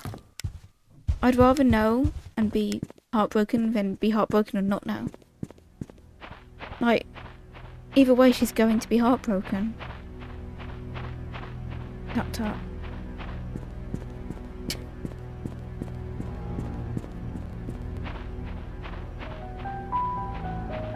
Okay. No, I used the wrong goddamn key. In this one. Ooh, I will check out the videos out and the pictures out in a little bit. Get in.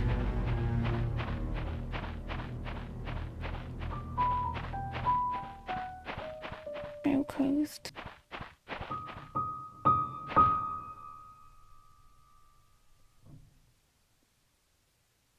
That's so funny.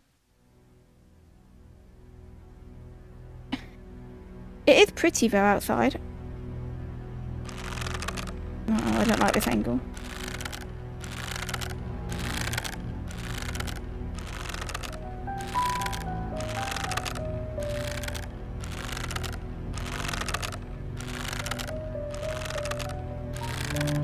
I hope not. We're nearly at the bottom.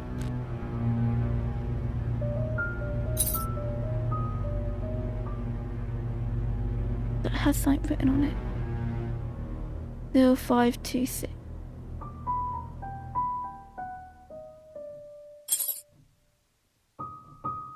No, she wouldn't do that. She's nice to me. Right? And up we go.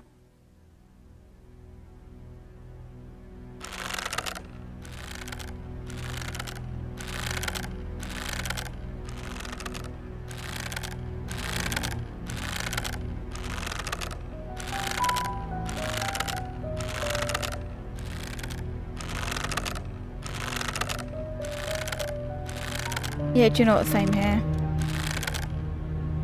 I don't know how often eclipses happen. I don't think we'll see it again, will we? I'm pretty sure that's what I heard. It's like I don't think the next one's like until after we've died. I might just be completely wrong on that, because I swear the last one was in like 1999. But if there is another one, I'll just watch it then. Too busy gaming.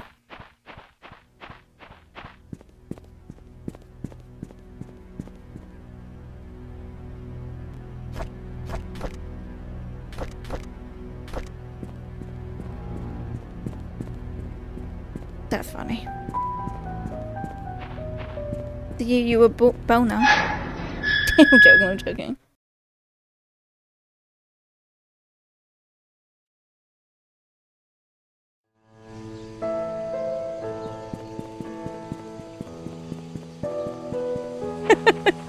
How dare you call me a butthole? How dare you?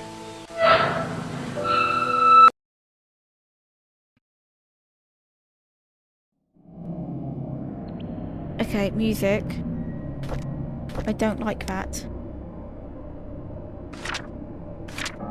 So, we entered it by the mansion, so... I don't know how to read, I'm just gonna run and hope for the best. No, I don't think I want to come out yet, do I? Yeah, okay. Oh. I don't like it when it starts to feel like a horror game. It's yucky. Oh.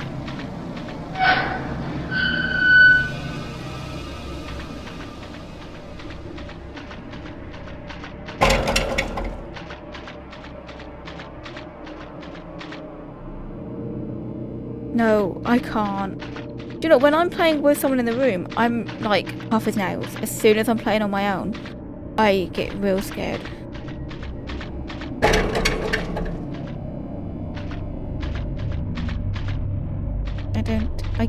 I'm such a pussy when I play on my own. I'm gonna go for it. If I could read the map, that would be great, because I could have probably just made my way right there. But no, the key's gone. You think that would be like a universal sewer key, right? But no, apparently not. Apparently it's a key that's a one-time use. I feel like I'm going in circles, I'm not gonna lie. I feel like this is where I started. It's not. I'm lost. Oh, the noises are scary. Yeah, but now I don't know where I've walked.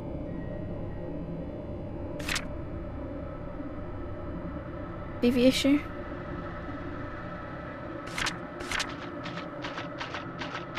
I'm just gonna keep running until I find somewhere.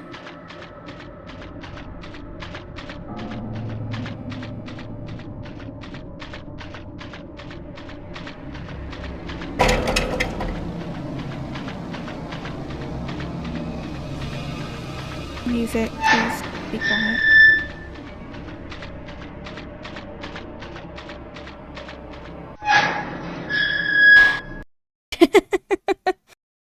Okay, we found somewhere. Just hope it's a hospital. Okay, it is. We're good. The morgue is where we wanted. Definitely want to go opening stuff. Stephen Moss's ID, his wallet. BH.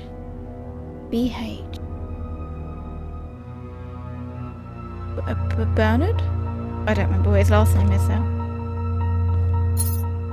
A briefcase key. Ooh, briefcase. Okay, and diary alert. Diary alert? I've already forgotten how I say it. Is it Bernard Howard? It maybe was there something locked in his house? I'm sure we'll figure it out. Okay, so diary alert. Okay, 16th. Oh, why? Can you save a month? I don't want to do numbers. I called Dorothy last week. She told me something interesting about Sophia. There was a puzzle that she received from Matthew when she first started working at the mansion. Sort of a birthday gift for her. In that puzzle, Sophia was to visit both hers and Matthew's favourite locations in Painscreek. In each location lies a clue that Matthew had written on the wall of the building exterior. These clues, when put together, will point to her the location of her gift. I thought that was a neat idea. Sophia's favourite places. Anne's courtyard. Bridge over the stream by the gate entrance. And the post office. Why would someone like the post office? And where can I find Matthew's favourite places?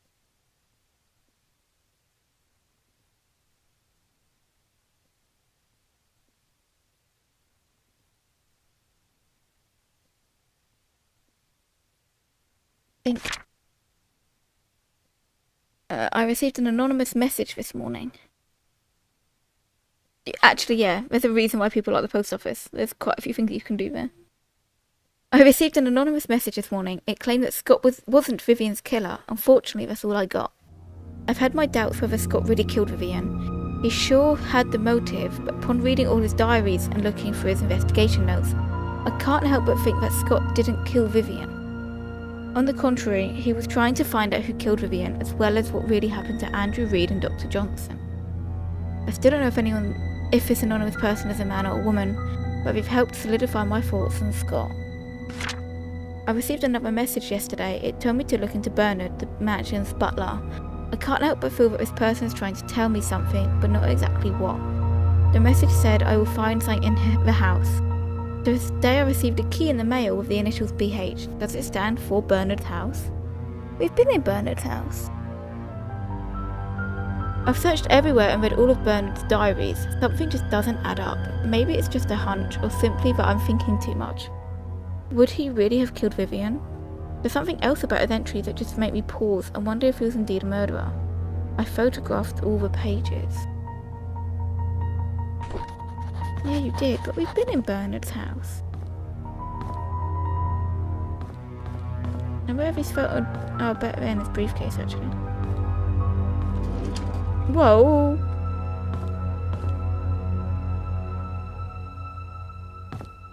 I need to turn this electric back on. I forgot about that. Hammer. I'll take that, thank you. Yeah, the game, I swear the game made me jump back a little and it scared me.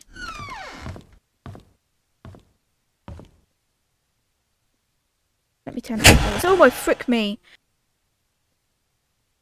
Why did it have to be so goddamn loud?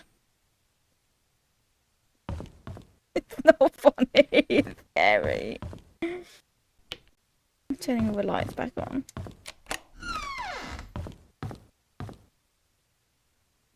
I think I need to. It was so loud.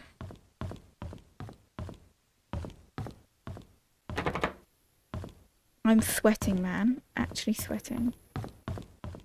Storage. I need to find...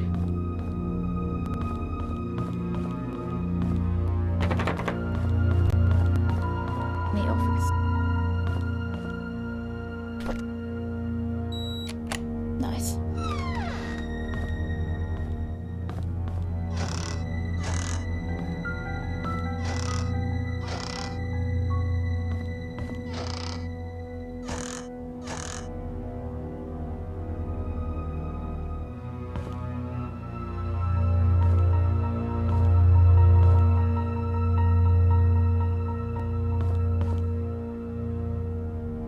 look out the window. Why would you tell me to do that? That's scary. Okay, Dr. Henry Johnson. Let's try that again. Dear Dr. Henry Johnson, I would like to... You can't laugh at me. I have a speech impediment.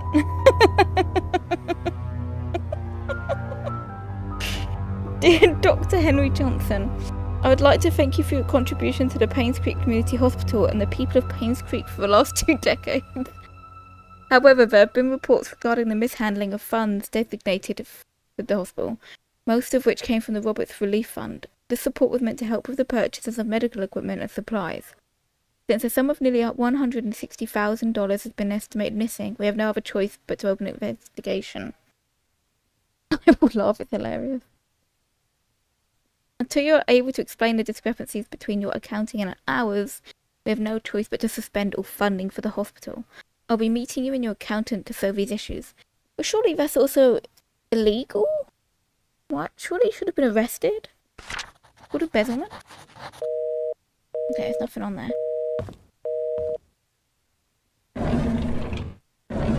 Key to 203.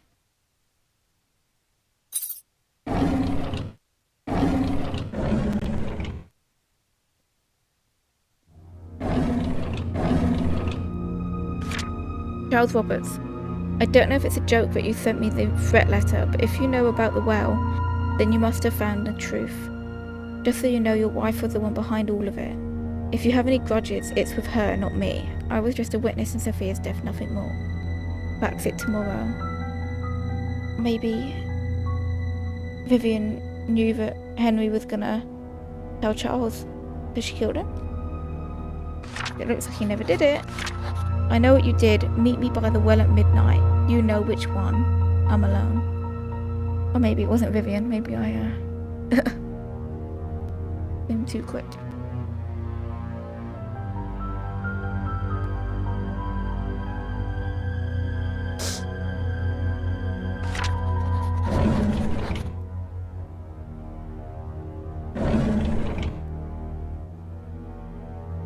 Quite a few of them. Why?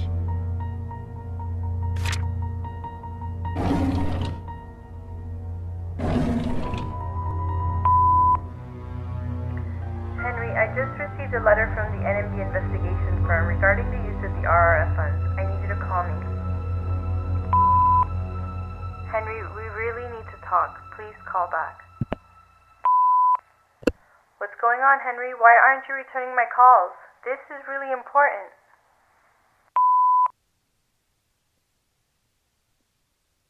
Okay. I think that makes Vivian makes her seem more innocent than I thought, because if you killed someone, you'd know he wouldn't answer. Unless she's creating an alibi by doing that. Loaf. That's funny. 202, 203.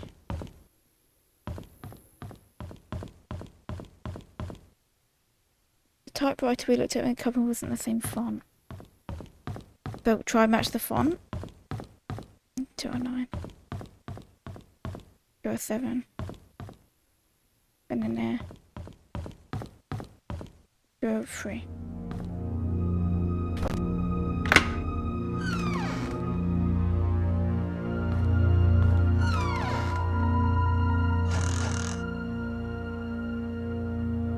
Okay, I will. Okay, this room's been looked in. Just a smidge. None of that was me. Happily ever after.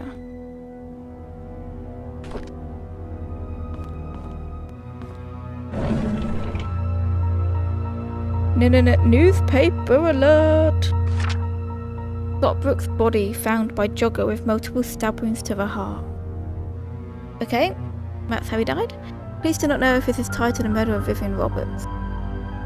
Scott Brooks, a star suspect in the Vivian Roberts case, was found dead yesterday. His body was found on the roadside along Maple Drive. At around 6:50 a.m., a jogger happened to find the body lying motionless behind a bush on the side of the road. He stopped to check if the person needed help, only to notice the body was covered in blood. He immediately called 911. The police arrived shortly at around 7 a.m. and the victim was declared dead. The estimated time of death was predicted to have happened 4 to 6 hours prior, putting the incident to happen between 1 and 3 a.m.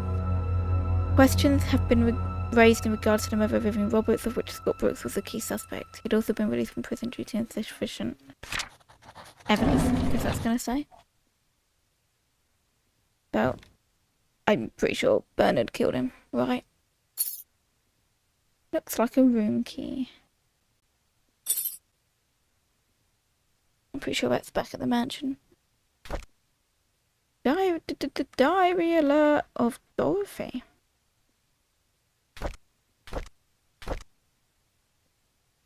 July 27th. Key might be in Dorothy's house then.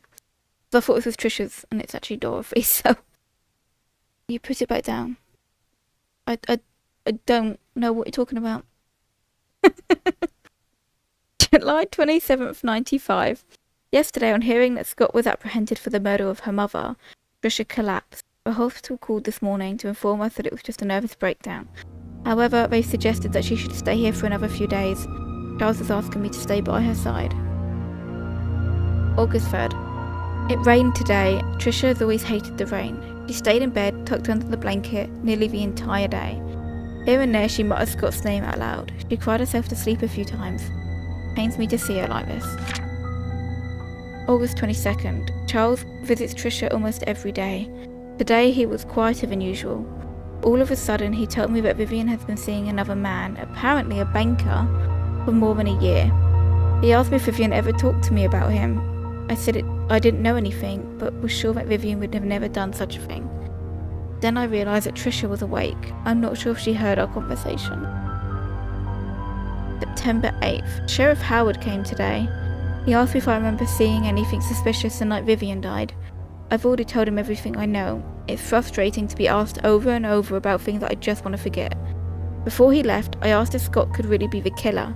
He said he's wondering the same thing. If Scott was not the killer, then who killed Vivian? September 16th. Derek came by to see Trisha. I asked him how he was doing. He said that the medical expenses for Wanda were more than he expected. Even with Charles's help, he's been forced to use up most of his savings. He's currently searching for a second job. He asked me if there was a future for him. Travelling with Charles made him see some of the other rather ugly sides of the world.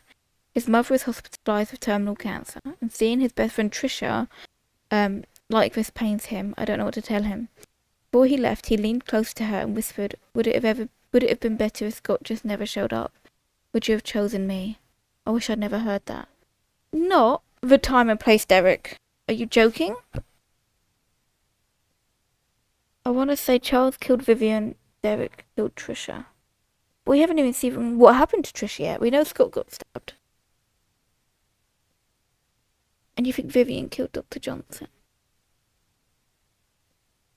Maybe. Because, like, why is Charles going to go, oh, Dorothy, I think Vivian's cheated on me.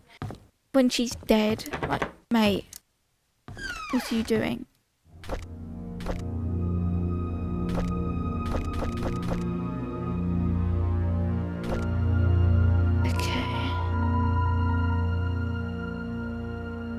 Okay, yeah, I like that. Derek's given no one can... Yeah, I like that. That does make sense. I'm going to go to Dorothy's house. That's my next game plan.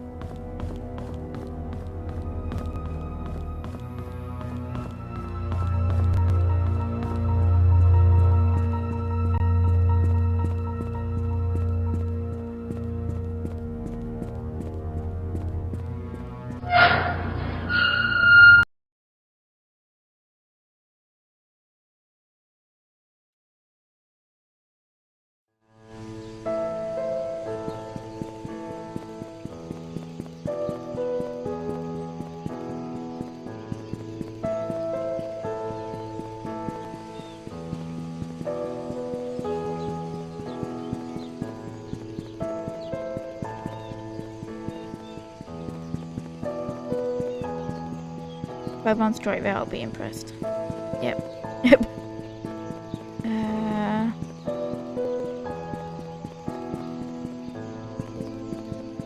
Okay, it's back this way.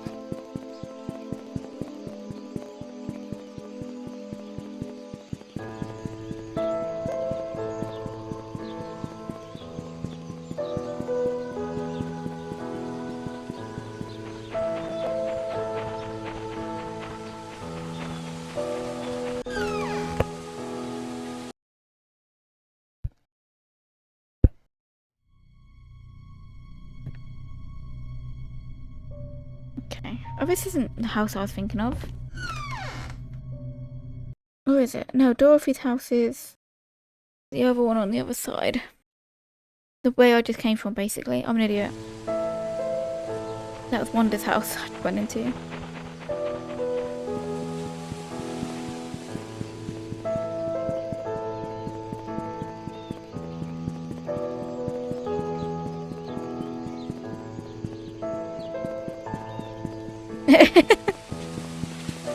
Why do I want to believe that's not sarcasm when it clearly is? You hate me.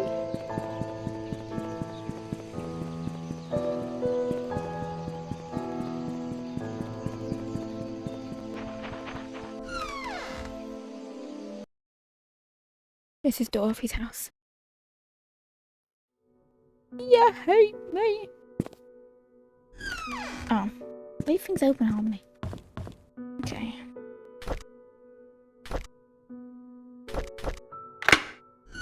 Noise. A pendant of Mother Mary. No, newspaper.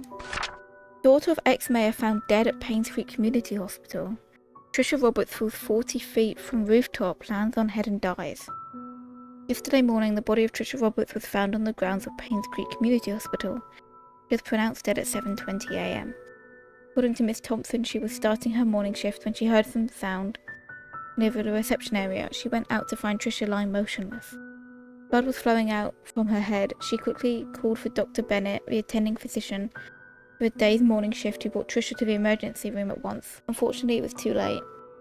The hospital CCTV showed that Trisha Roberts was walking around the hospital at 6:30 a.m.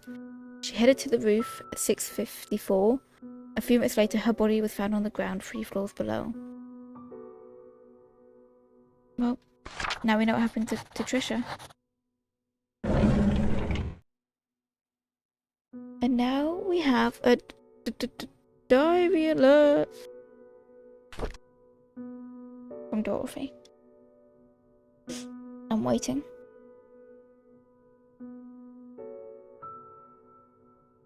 She jumped off the roof of the hospital.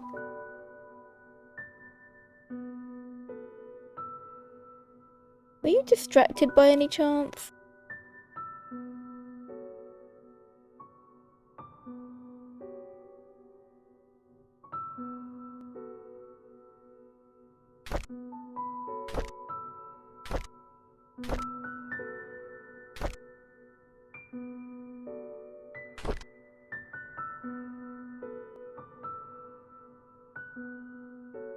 Yeah, but Trisha's blonde.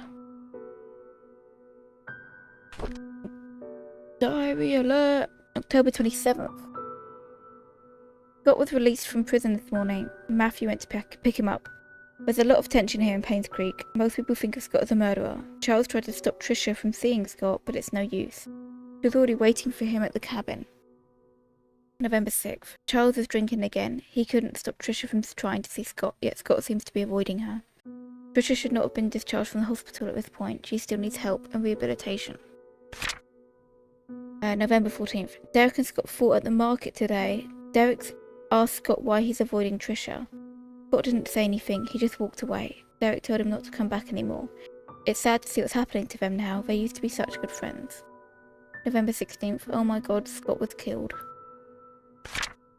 December 2nd. Trisha's going... Oh my lord.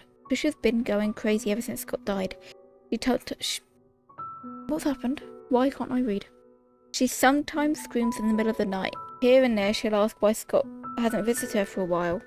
No one seems to know how to answer without agitating her condition. I don't know what's happening to me. December 6th. Trisha is finally being admitted to the hospital for another mental breakdown. Charles doesn't know what to do. I've asked for his permission to take care of Trisha at the hospital until she recovers. I think Charles appreciates my help.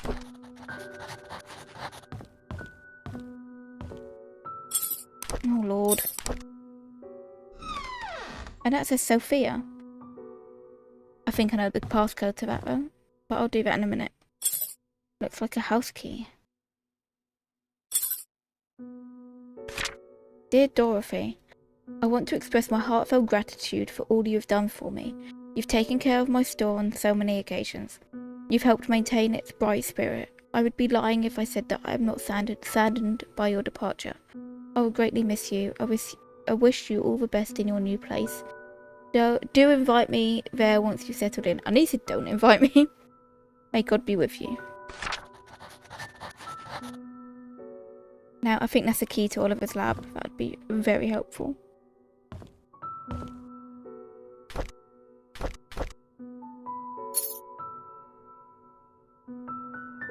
0526.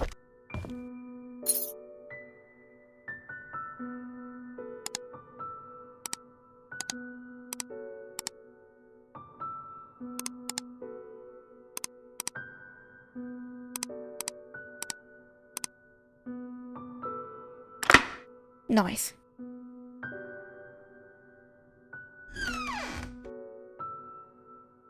Diary alert.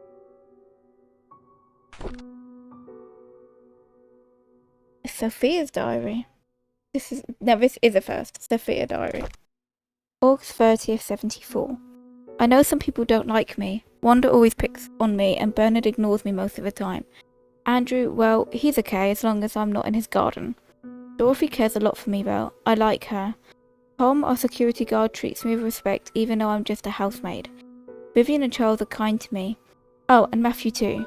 I almost forgot about him. He's been taking care of me forever, certainly as long as I can remember. I'm a lucky girl. Weird. October 20th. Matthew talks to me whenever he has time. Sometimes I feel like he's trying to escape his chores at the church. We'll talk about everything under the sun, our hopes, dreams and futures. It reminds me of our day at the orphanage. Are they not cousins? December 29th. Landing a job here as a maid was the best thing that could have ever happened to me. Not what it says, but hey ho. However, I never imagined I would be having an affair with a married man, let alone my employer. Now I'm carrying his child. How do I face Matthew? March 15th. I received a letter from Matthew today saying that he'll be extending his stay in Indonesia for 6 more months. That's always been him. He's always had a noble heart wanting to help people everywhere. I miss him, but I'm glad he's decided to extend his stay there. It gives me time to prepare how I will explain my situation to him. I don't know how he'll take it if he hears the truth blurted out once he gets back. March 18th. I received a telegram this morning from Matthew wishing me a happy birthday. March 18th. It's her birthday? He told me he had a special birthday present prepared for me. All I need to do is find the clues that he placed in our favourite places. He's waiting for my telegram after I solve the puzzle. I've actually solved it already, but I don't know what to say to him. What should I do? June 1st. My baby was born today at 8:20, and it's a boy. He looks just like Charles. Dorothy's taking good care of us. She prepares the food and attends to my needs. I almost feel like I'm her boss. Charles visits me all the time, asking if we need anything. I told him we didn't have to come so often, and to instead focus on work. As a mayor, he must have a lot on his mind. June 16th.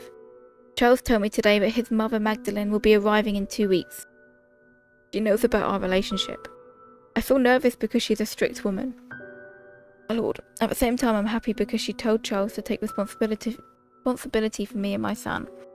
Soon, I won't have to be a maid anymore. Charles has decided to name our child Vincent Roberts. I like that name.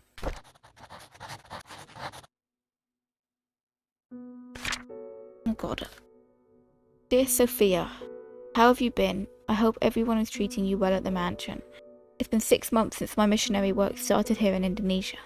Life here is hard but meaningful. I thought my life at the orphanage was miserable, but after coming here I realised I'm blessed more than I could ever imagine. I'm supposed to be back in 1 week's time, but I recently decided that I'll extend my stay here for another 6 months. I haven't received any letters from you for a while now. I hope you're doing well. Remember the time when we were at the orphanage, you said that you don't want to be poor anymore?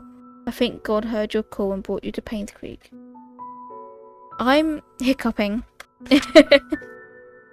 Charles and Vivian told me they were glad I introduced you to them. They said you were a hard-working person with a kind heart, and that us being related was not the reason they hired you.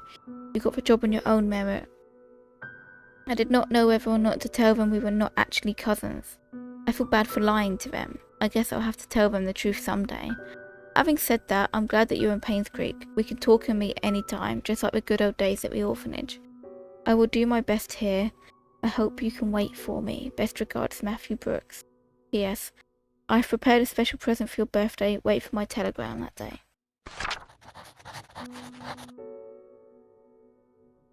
Nothing else I can see in there.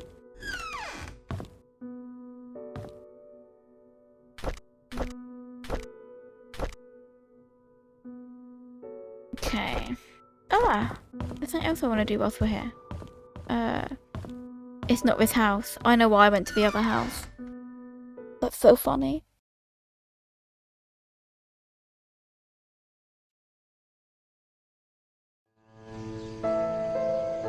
There's something I want to do at Wonders.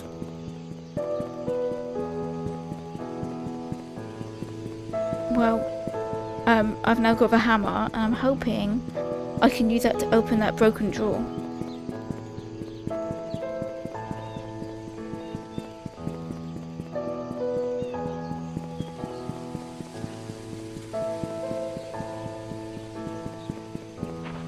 No, not that one. It's in my head, I was like, oh, 2 birds, 1 stone. I can use the hammer on the drawer and open that other door. And then I realised it wasn't the right house, but I still wanted to do the hammer. Whoa, stop. This room? Yeah.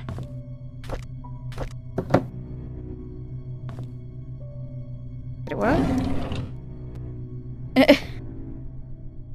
That's so funny.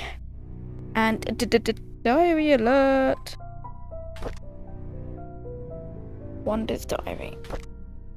1981, January 24th. The school called. The principal told me that the kids have been calling Derek names, saying he's a bastard child. I know that Derek wants to know where his father is. I don't know what to say to him. Who is Derek's father? I feel like we know, but I forget. February 20th. The school called me again and told me that Derek poked a bird nest till it fell off the tree. After that, he stoned the chicks to death. This resulted in him being suspended from school for a week. Is that it? The principal asked if Derek had suffered any kind of trauma that would cause him to act like this. I could not tell him that Derek witnessed Sophia being killed. He was only 5 when that happened. Did even Wanda knew about it? Who didn't know? Jesus Christ. May 11th. Derek stopped going to school. He told me school wasn't for him. I should have not asked him to keep quiet about Sophia's death. He must have been bottling up his emotions all these years. Maybe it's time I start homeschooling him. Yeesh. Dear Mrs. Wanda Tyler, after almost 5 months of sessions, your son Derek is now much better. We are still unable to get him to talk much, but he has chosen to express his thoughts and feelings through written text, which is a breakthrough for him. During his last session, however, he wrote the following. Dad was standing in the middle of the road. He was waving to me. Mum was crying and her tears dripped onto my face. I woke up. Kitty was purring and licking my face. I think she wanted to go out. Mum doesn't like me to make noise when it's late at night, because it will wake everyone up, so I was very quiet when I opened the back door and Kitty flew away. There were noises behind the wall fence. There's a door that's always locked, but there's a light behind the keyhole. I walked to the door and looked through the keyhole. There were 4 people. 2 of them were fighting. A baby was crying. One of them fell down and hit her head. She stopped moving. Her eyes were open. I wet my pants because she was looking at me. Derek has since been very quiet. We haven't been able to grasp fully if what he wrote was real or imaginary. Nevertheless, I'm concerned with his situation. Kindly get back to us so we can discuss steps further. So, yeah. He saw death and it got him.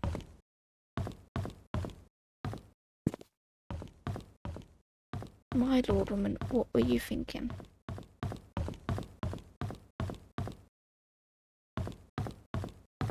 That's different. Yeah. It's probably because of the whole the kitty flew away and all this malarkey. They were like, he's just crazy.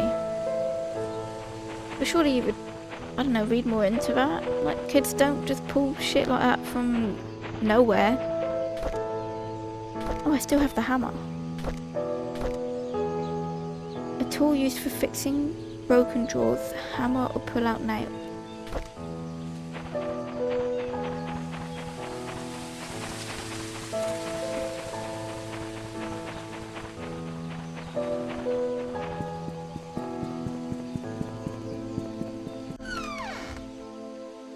Yeah, you just thought, oh, the well. We already found the well that she was put in because we found a necklace. I think that one outside the cabin is a lie, but I did think about this.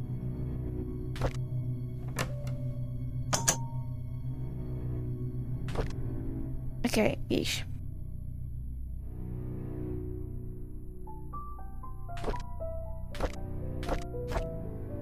Well.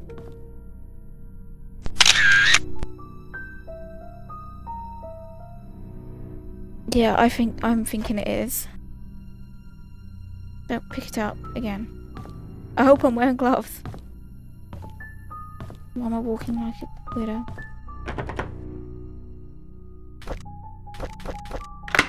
Ooh. I actually forgot we had that key.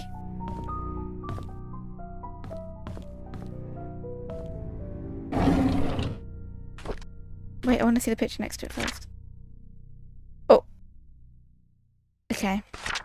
Message received, Bernard. Message received. And diary alert! January 12th, 95. I drove Vivian today since Derek is out of town with Charles. As I was driving, we talked. She expressed that, despite having a successful business, she felt empty and tired. Trisha hates Vivian for trying to stop her from seeing Scott. She seems to be really bothered by the name Vincent, and her relationship with Charles seems to be just for show. I wish I could comfort her. She's going through so much right now. If only I could confess to Vivian how much respect I have for her, how much I admire her. January 18th. Ever since Trisha brought up the name Vincent, Vivian has been pretty quiet. Even during dinner, she hardly spoke. I can barely remember the last time Vivian appeared happy. I don't think anyone can blame her. Wanda hasn't been coming to work for a while now. Her illness is getting worse. I wonder how she's coping. February 5th. Derek wasn't available to drive Vivian again, so I offered to help. It's been a month since I first drove for her. She's been opening up more to me, telling me about the struggles she's faced with. Her rocky relationship with Charles, how she's really disliked Scott. Sometimes I would give her suggestions when she asked what she should do. Other times she just wants someone to listen to her. Mostly, I'm just happy to be with her. February 22nd. Vivian seems rather distraught recently. During this afternoon tea gathering, I stood outside the room and tried to listen to the conversations. She feels miserable being with Charles. They hardly look at each other, let alone speak. Personally, I don't think Charles deserves her. I finished reading Vivian's biography. Half the facts were incorrect. The writer should have done his homework better. March 17th. Sometimes when I'm driving for Vivian, she asks me to drop her off at the corner of a street, typically in front of Tom's cafe. She's always telling me that she'll make it back home on her own. It aroused my curiosity, so after dropping her off today, I parked the car and watched her. She ordered a cup of coffee to go. She then left the cafe and walked up the street for about 5 minutes to a residential area. She stopped in front of an apartment and pressed the doorbell. Shortly after, a man in his early 30s wearing a suit opened the door. He leaned over and hugged Vivian. She gave the coffee to him and they exchanged some words. I couldn't hear what they said, and then they entered the apartment together. Who is he? Mysterious man. Who is he? Could that be Steve Moss? No, because Steve Moss was hired to investigate her murder. Unless because everything kind of happened after that. I think it's the affair that Charles is talking about, maybe. May 12th. This is the 6th time I followed Vivian. After she went into the building with the guy, I parked the car nearby to wait for her to come out. Is this considered stalking? Yes. About 2 hours later, a cab stopped out in front of the apartment. Shortly afterwards, Vivian came outside and the man followed closely behind. They chatted for a bit. Vivian looked extremely comfortable with him. Before leaving, she kissed him on the cheek. What's going on? May 29th. I tracked down the guy. He works at a bank. The place they meet is his apartment. How could she do that? Who the hell is he? I reported sick for the 3rd consecutive day. As I lay in bed, I keep thinking on why Vivian would be seeing another man. No matter what Charles did to her, she has kept her faith in him throughout the years. How could she be having an affair now? She's better than that. She's supposed to choose me. This guy's unhinged. So, a banker man. What was that guy's name earlier? Is it Oscar? Ollie? I know it starts with an O. You know, he was looking into the embezzlement that happened. Yeah, he does. Wait, get with both profile things up after you finish reading.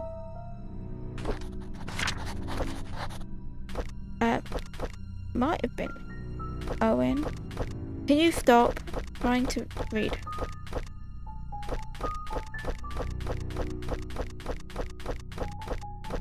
Wait, did I go past them? Sorry if I'm being annoying.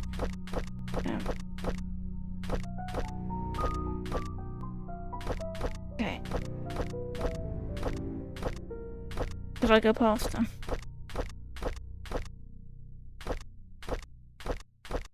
Ah, hold on.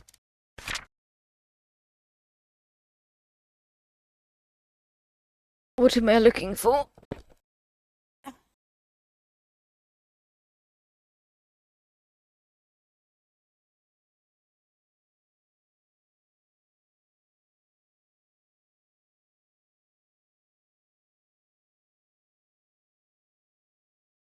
Ugh. What did he say? What day did he say they met? Who? Owen?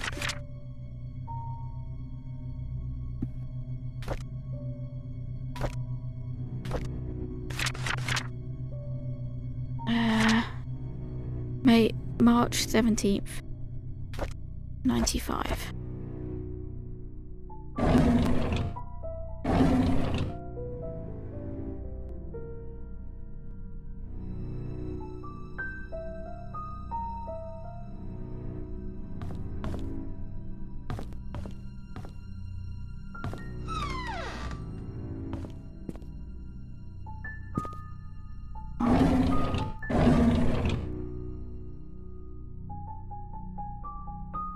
That's so funny. Well, someone's already searched Bernard's bathroom. Whoa, what the hell was that about, game? Did the diary alert? Day 1. The hospital gave me these pills that were supposed to help fight depression. Day 2. I thought with slight dizziness, it might be the food that I ate this morning. Day 3. The dizziness comes and goes. I'm still able to work, not a big problem. Day 5. It's my day off today. I didn't take the medication. By the evening, I started to think about Vivian. Take your meds, my guy. Day 8. Oh my god. I had to drive Vivian again, so I took double the dosage. I had a migraine for the rest of the day. At least I didn't have to think about her. Day 11. Couldn't Vivian stop seeing that guy? Why can't I stop thinking about it? Day 12. Now I know that my dizziness comes from those pills. Day 20. The pills. They don't seem to work anymore. It doesn't matter if I take them or not. I can't stop imagining what Vivian and that guy are doing whenever they meet. Day 32. I stopped taking the meds. They must have been. I wonder if the PI found him and took him. Okay, let's go to the PI's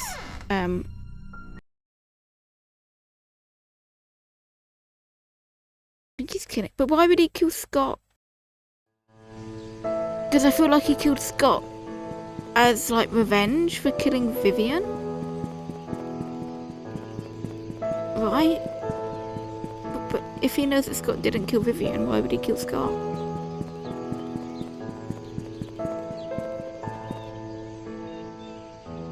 Oh, like anyone with like ties to the family are killed, sort of thing. Charles isn't dead, actually, is he? Or is he?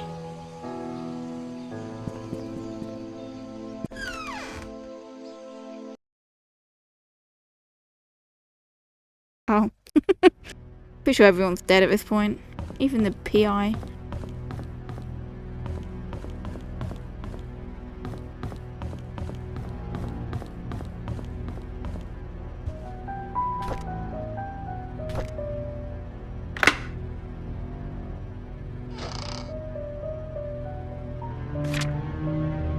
Emily. Emily. Emily.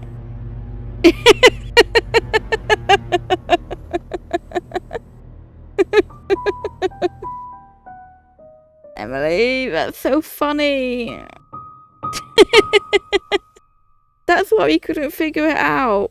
Then why even have the dartboards there, man? Like, how are we supposed to know we weren't supposed to get that yet? Of course we were gonna goddamn Google it. Oh, that's so funny. The code for Charles' safe in the gallery is Vincent's birthday. How could I not have thought about that? Well, tell somebody who freaking doesn't know. I guess kind of a PI's job is to figure it out, and we are basically also being a PI. So I'm not surprised that we thought of that first. Okay, Andrew Reed. 44-year-old white male with burns found at home, pronounced dead at the scene. Third-degree burns found across body. Completely charred over the head, face, neck. Oh my god, I shouted that because I nearly dropped my pillow on my drink. Across the front and back of the body, legs and feet. Closer inspection reveals punctured lungs of an object similar to a switchblade or a small knife. Pneumothorax is a possible cause of death, but body's too burnt.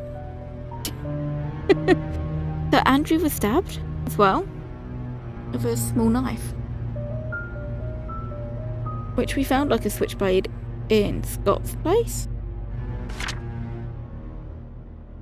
Henry Johnson, 61-year-old white male, pulled out from car submerged in lake. Victim's lungs do not contain water, which shows he did not die by drowning. I think we could have guessed.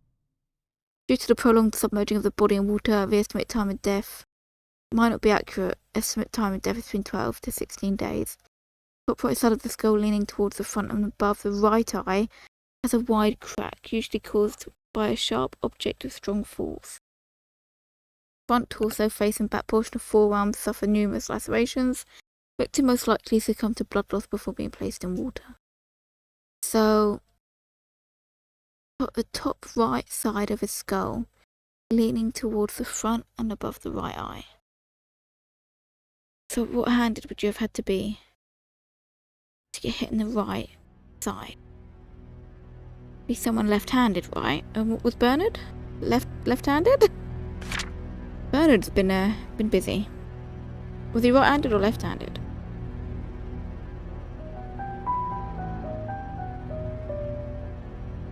Vivian. 55-year-old white male found lying in front of mansion gates, pronounced dead at the scene. To be hit on the right side, the person has to be right-handed. Are you sure? Because if you're standing opposite each other, if you were to swing with your right hand, you'd hit their left side? Or would you hit their right? You probably would hit their right, actually. 12cm wide and 7cm deep crack found on the right side of the head. Impact caused by strong force of a sharp object. Lacerations on front, torso and back sides of both forearms. Victim died from loss of blood. That's actually very good to know. This is a house entrance key found in Dorothy's house.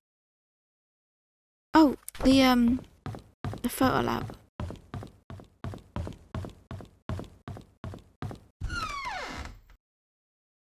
Yeah, true. I'm assuming if they're face to face, because it's above his right eye. We've nearly been streaming this for 3 hours, by the way. But I'm happy to carry on if you are.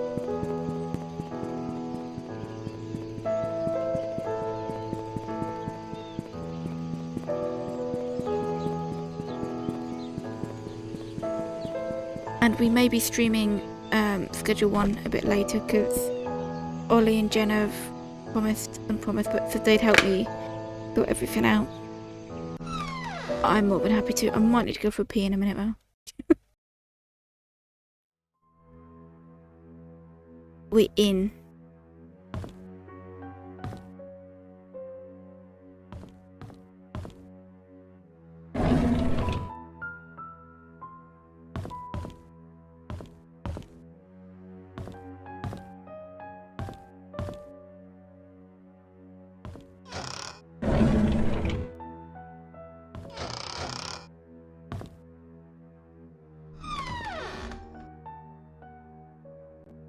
Yeah, but apparently I put in the Discord earlier, does anyone want to help me sort out my Schedule 1? And Ollie put, you've convinced Jenna to play a little tonight.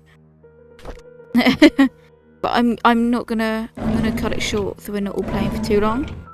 Because I don't want her to feel like she has to stream for ages. We regret to hear that Father Matthew will not be joining any part of the annual religious gathering event from July 18th to 23rd in South York. We received Father Matthew's memo yesterday stating that he was not feeling well. I assume he's also informed you about his last minute change. Please send him our regards. We wish him a swift recovery, so he may serve the people of Painscreek. I know, right? I'm the best.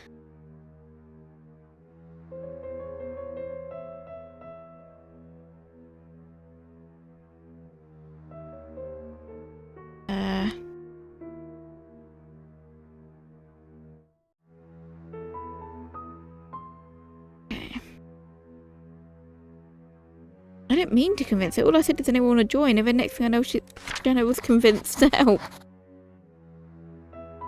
That's so funny. No, I get distracted. Nothing on the facts. I've got a wrench. I did a diary alert. And this is... question. January 3rd, 96. We just attended Trisha's funeral this morning. Charles tried to be strong, but by the end of the ceremony, his face was wet. Dorothy cried her heart out. It truly pains the soul to witness so many deaths occur here in Painscreek. Every one of those deaths was of a person I knew, and some were very close to me. Among them, Vivian's death shocked me the most. Despite what the media said, I will not, for even a moment, believe that Scott killed her. It just doesn't make sense to me. Trisha's death hurt the most, probably because I spent the last few years mentoring her. She was smart, kind, and very talented. She was turning into a very promising woman. With her passing, Charles has lost all his family members. He's all alone. I can't imagine the pain he's going through. August 14th. Dorothy left Painscreek early February, a month after Trisha's funeral. The hospital closed shortly after. By the end of the month, Charles has packed and departed Painscreek for good. Wanda passed away on March 12th, 96. Her cancer had spread too far and too deep. The doctors could not save her. 2 weeks after her funeral, Derek moved out of Painscreek. Autumn is approaching. My photography store will be closing by the end of the month. I have many things to say, but there's no one left to confide in. Anyways, I've been thinking about retiring for quite a while now. Maybe the time has come. Well, I feel like we're definitely getting to a close.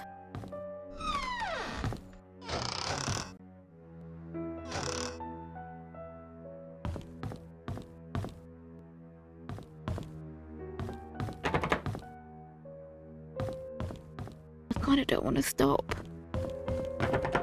Not that I'm going to, but I mean, like, there's so much. Okay, we got the wrench. What did we need tools for again? And who has a shovel? I might go back in and see if there's a shovel.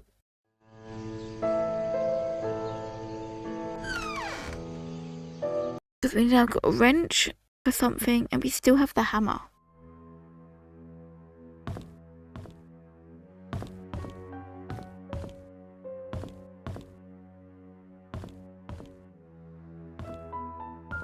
It was a shovel. I'm glad I went back in. Yeah, I can't remember what the tools were for. And I've been saying it this whole goddamn stream, like from the start. I was like, we need to get the tools. We need to get the tools. And now I can't remember for the life of me for what for. I feel like the drawer, maybe? And the knife? No, the floorboard? There must have been other reasons we needed the tools. Shovel, shovel, shovel.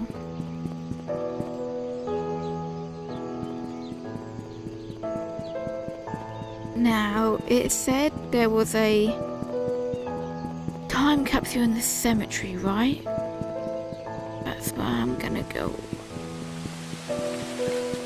I'm just gonna have a look anywhere there probably could be a time capsule. I thought doing it right next to a grave would be just a bit morbid. Behind the cabin? I swear they said they picked the cemetery. Or they both, or two of your guesses. Oh, big coffin. Good remembering, I'm impressed. Emily, you're a genius. I did not mean to use that. Emily, I'm impressed.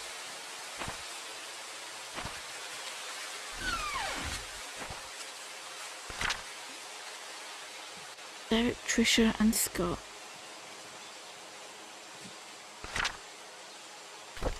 Trisha, congratulations, I'll always love you from Mum. Look what we got the bishop, number 9.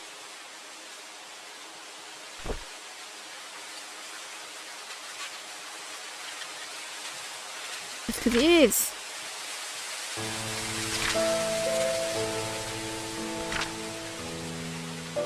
Okay, secret of Painscreek, hidden room in the study. It was the study room that they had. Maybe they just never figured it out. Future detective. Got underground secret passage. Secret room above my father's room. Good to know, good to know. Yeah. Scott is gone and Trisha is dead. How did this happen? We held Trisha's funeral last week. There could have been more people, there should have been more. The village will be barren in a few months to a year. My generation is just moving out and the old generation is simply dying out. I would also be leaving here soon once my mother passes on. Once I can't take care. It's missing a word. Once I can't take care of her any longer. The night Vivian died, I saw Scott meeting her. I was at a distance from where they are. They were arguing. I couldn't hear the details, but I could tell they were disagreeing. When Scott left and went back to his cabin, I followed him. I watched him through the window till early morning, all the time thinking how we have drifted so far. How could Trisha choose him over me? So Derek knows for a fact that Scott didn't kill her. The police questioned me when Scott was suspected of killing Vivian. I know he didn't do it, but I decided not to tell them what I knew. With Scott locked up, I could have a chance to be with Trisha.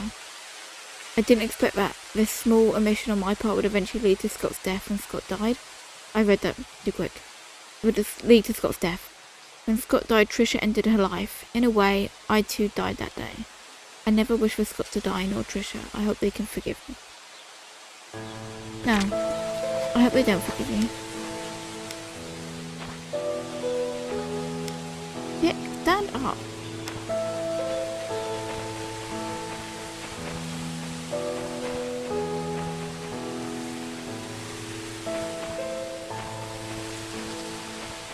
Yeah, so that's not good. Charles isn't here, at least Charles is still alive. Right?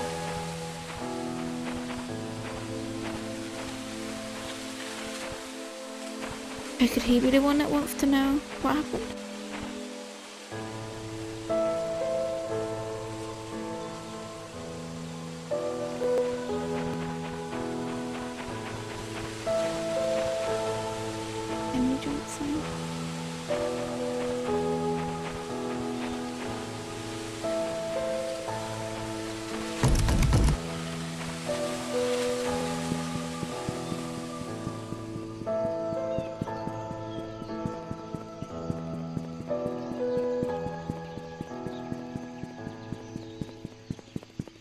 Yeah, what about the nicest way I can say it.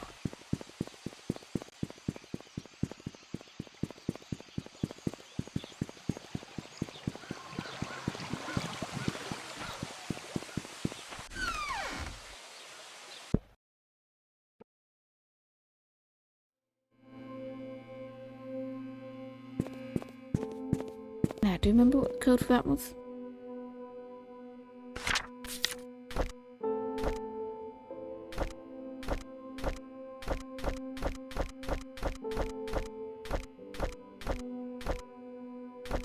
Sorry, I'm trying to... I don't want to, like, blind you. But where's...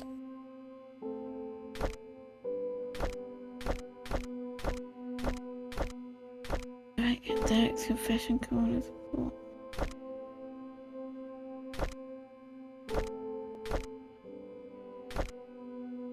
I'm trying to find the PI stuff.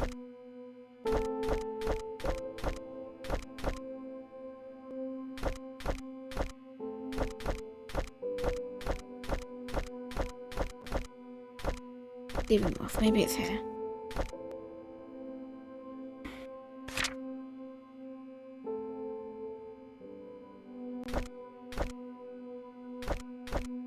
What? How did I end up down there? Oh, it was, wasn't it? Do you remember what it was? 7 something or other?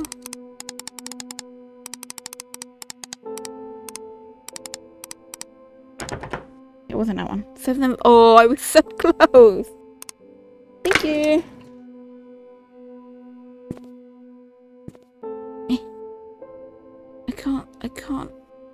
I can't see that. Oh, I can. I'm actually quite impressed with myself. Even though I was wrong, I was impressed. To Sheriff Howard, the crack in Vivian Roberts' skull shows that the weapon used is an object with a heavy and sharp end. Something like an axe would fit the description. To cause a crack that big, the attacker must be rather strong. I'm assuming it's either a man or a strong woman who was experienced in the use of the weapon. The victim must have been facing the attacker because of the lacerations found on the front of her torso, as well as the backside of both forearms, showing that she tried to block the attacks by holding up her arm. The fatal strike landed on the right side of the victim's head, just above her right elbow. This clarifies the following. 1. That the victim was facing the killer. 2. That the killer was strong enough to land such a clean but deadly blow. And 3. The killer is left-handed. Since the murder weapon was never recovered and confirmed, my assumption of it being an axe still remains. Since this is me doing you a solid, do not under any circumstances leak this information or I'll be in big trouble. The guys here in Grand City don't want any more than necessary to know about these details. I hope the above information helps. Sean Smith.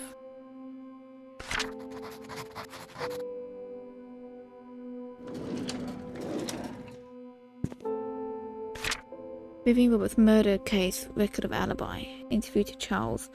I wasn't here when my wife was killed. I left for New York on July 18th to attend a conference meeting that was supposed to last for 3 days.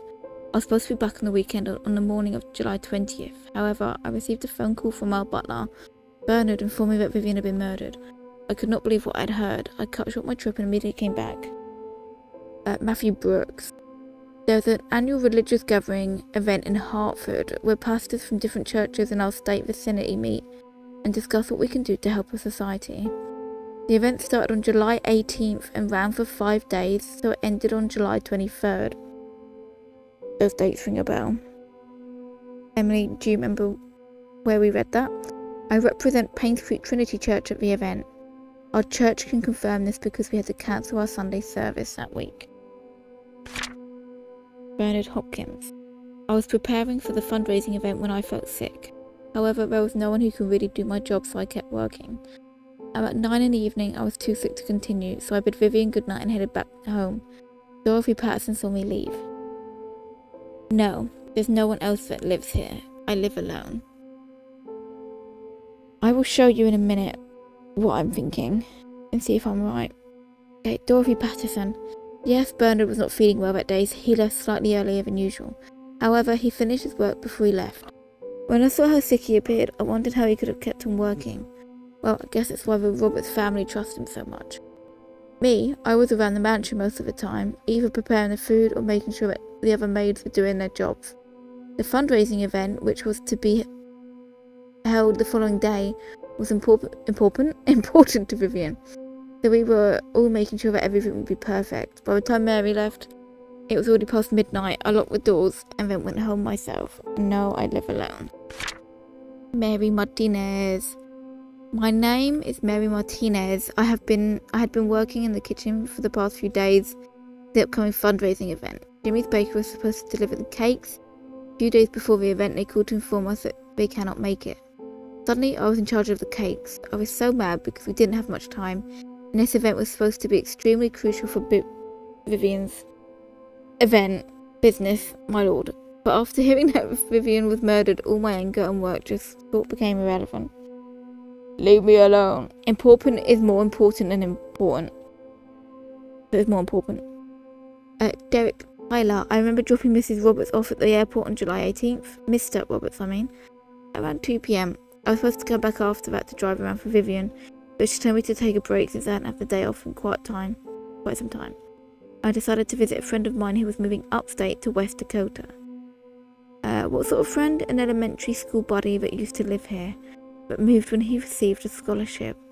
I stayed at his place for a few days before coming back to Painscreek. Yes, he can vouch for me. I have his number at home. I can give it to you later. Derek never gave me the number. So, for Matthew Brooks, he said he was at an event that ran for 5 days from July 18th to July 23rd. Keep that in mind. July 18th to July 23rd. No.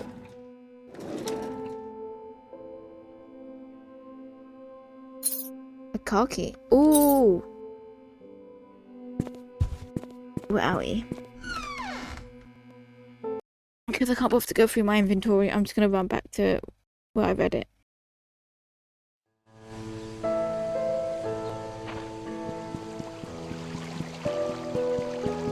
I think it's going to be for the glove box. I'm not going to go straight there. I'm going to go straight to the thing I'm thinking about. Most of the dates are still fresh in our head.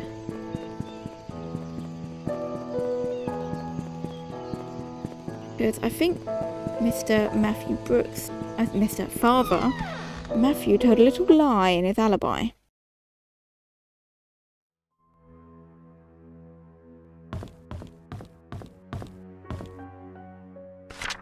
We regret to hear that Father Matthew will not be joining the annual religious event from July 18th to 23rd. We received a memo stating that he was not feeling well. But someone told a little lie. He didn't go to it. No, why would he lie? Right? Like...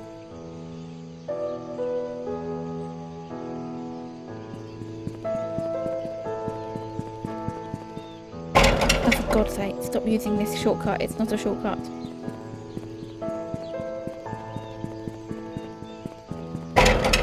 Maybe. That's a good point. There's no other reason to lie than that.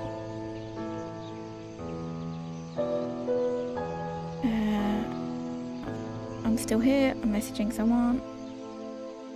Okay. Definitely does sound like he's protecting someone. You try and like get every time it makes me cackle. You think I'd remember, wouldn't you? But no. Okay, here we go.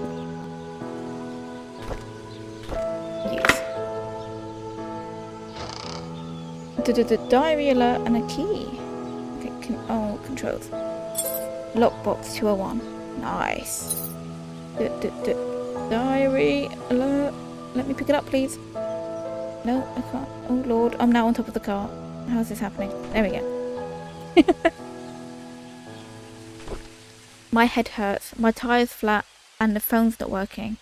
Someone trying to stop me from leaving Painscreek? Am I close to discovering something? Oh my god, I thought he was the one. I was wrong. He's not the killer. He's not! Who's he referencing? Why don't these people put so-and-so is not the killer? Like, instead of he's not the killer. You had time to write again, he's not the killer. So you would have had time to write so-and-so is not the killer. People. Write people's names.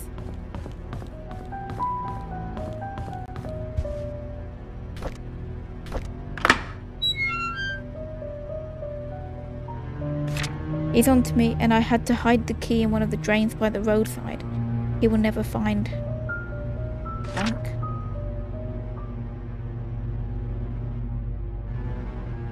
That's true. What's the button for? What button? Oh.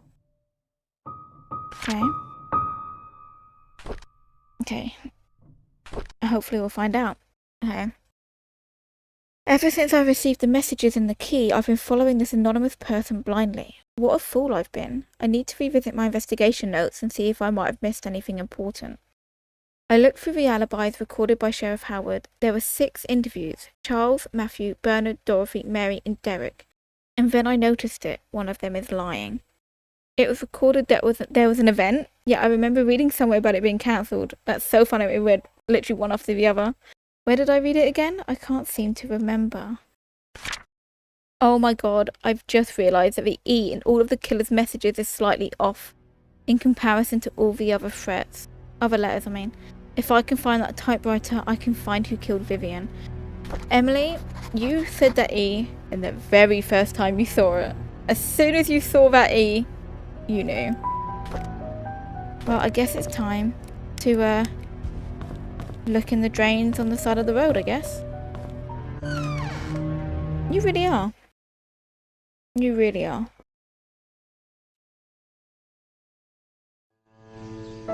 Okay, let's start looking at drains. Oh, wait. That's fine. Drains, drains, drains. Drain. Okay, what about the wrench? Okay, that worked. Nothing. Good. It's a good game. There's one over here. Nothing over here. Oh, I need to look at both sides. Eesh. Okay. I'm gonna run in the middle. Okay, there's nothing that way. It's such a good game, I'm telling you. I didn't even need to tell you. You know already. Drain? No.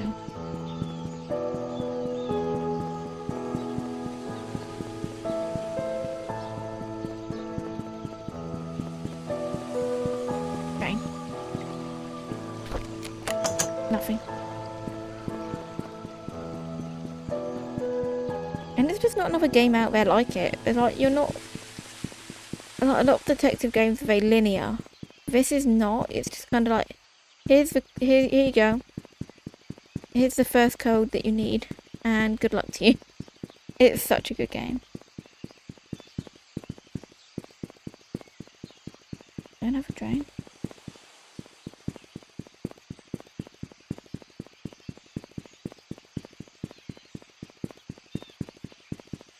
Drain. Nothing.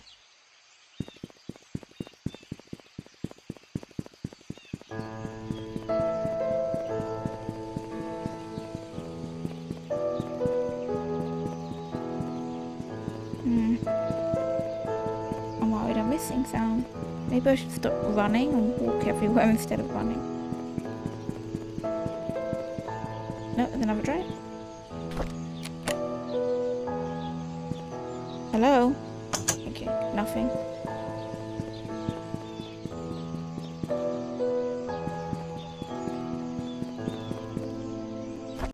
No, I didn't mean to take a picture. If it dropped in the drain, it would have dropped at the top of the hill. Would it be at the bottom? Maybe I'm just...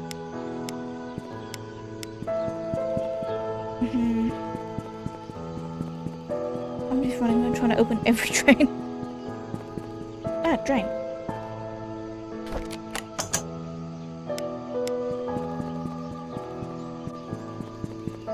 Okay. Done that one. Definitely nothing.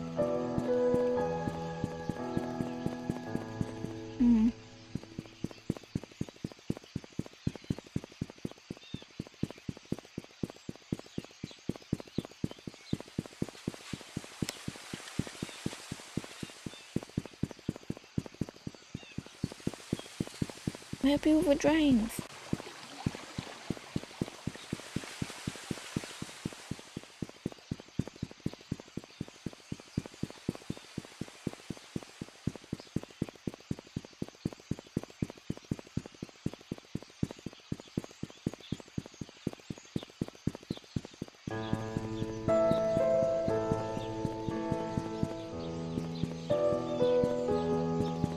definitely missed one.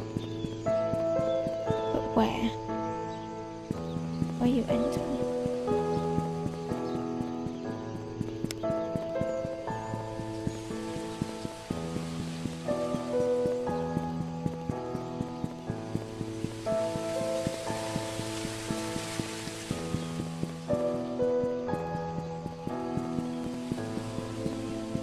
What, over here?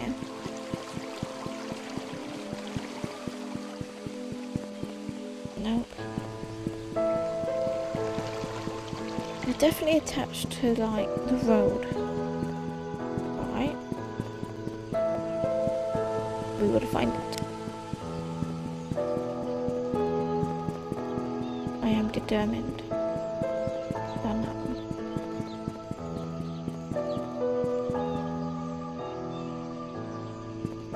Come on.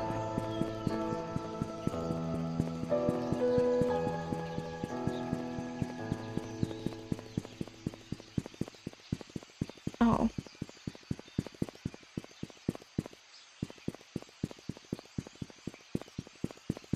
Do I look down here?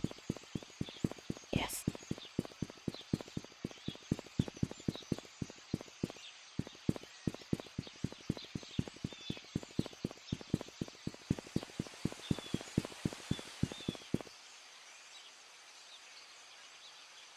What are you talking about?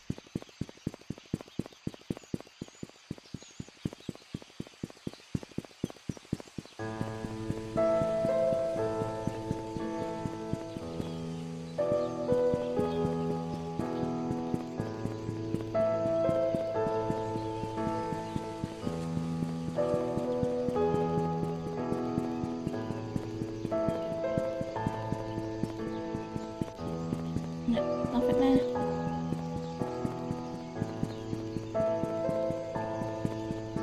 I feel like I followed all of it.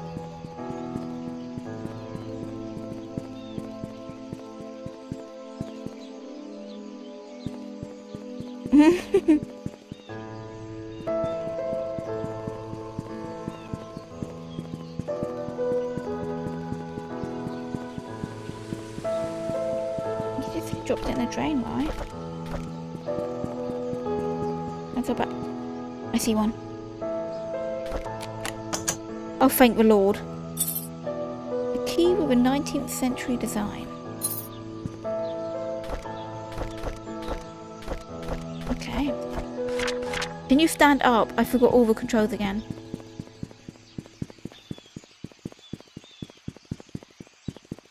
Here we go. Here we go. That's so funny.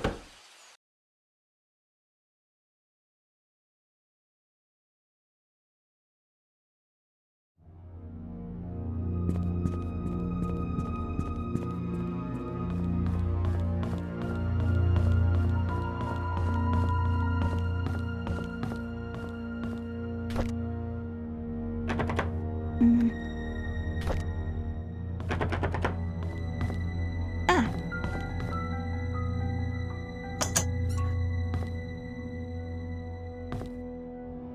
Nothing happened. Right. Oh.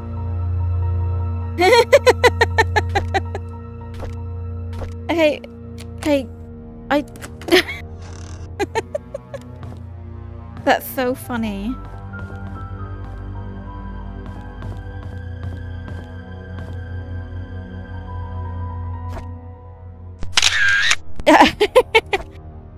Picture straight away. Well, I think we know who did it.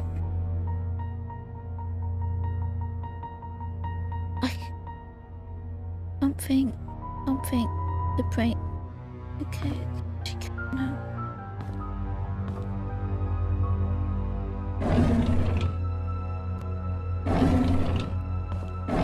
Okay.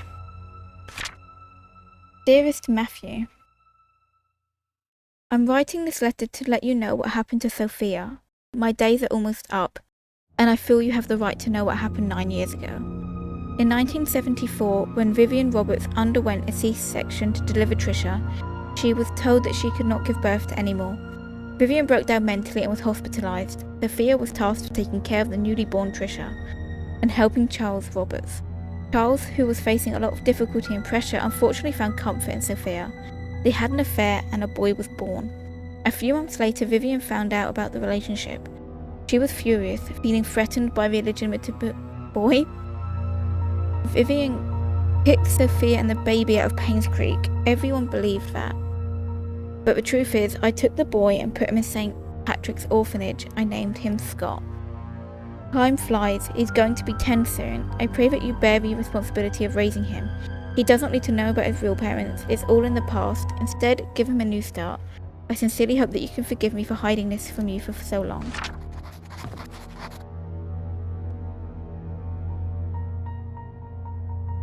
No, look, they're not. Someone came to Painscreek. She cannot know. She? Ems. I'm a she. It's fine. I'm sure it's fine. Stephen Moss was definitely a bloke. But, hey ho. Dear Matthew, it's been more than 2 years since I started work at the mansion. I like this place a lot. The people here are nice to me. Thank you for your letter. Although I cannot be there with you, your missionary work, I will pray for your success. You were always a noble one. Do you remember the wishes we made when we were at the orphanage? Yours was to help the unfortunate, mine was not to be poor. Well, I did not expect opportunity to knock so soon. Maybe heaven is helping me.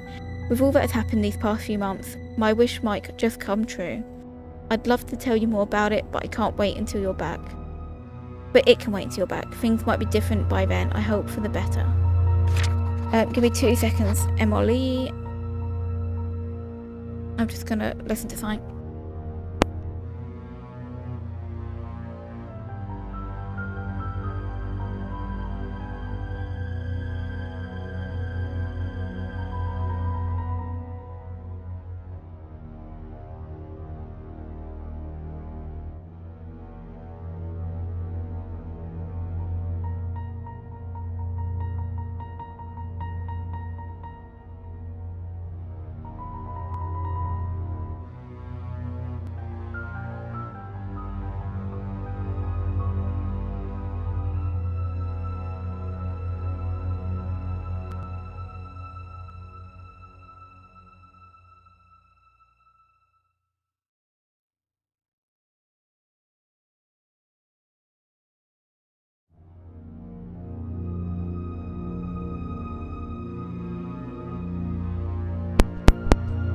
Ems, can you hear me?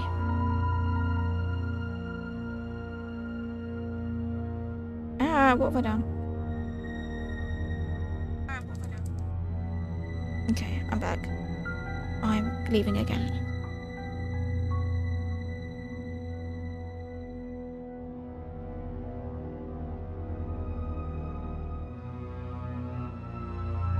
I'm back in 2 seconds. I'm still listening to Jen's voice message.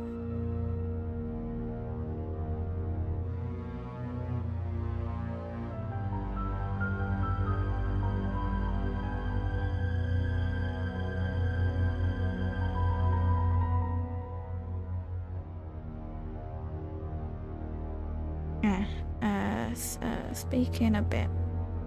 And then I'll be back. Okay, I'm coming back, Ems. I'm sorry. I is big. And it just got to like beefy bit of it. So I apologise. Let me put that.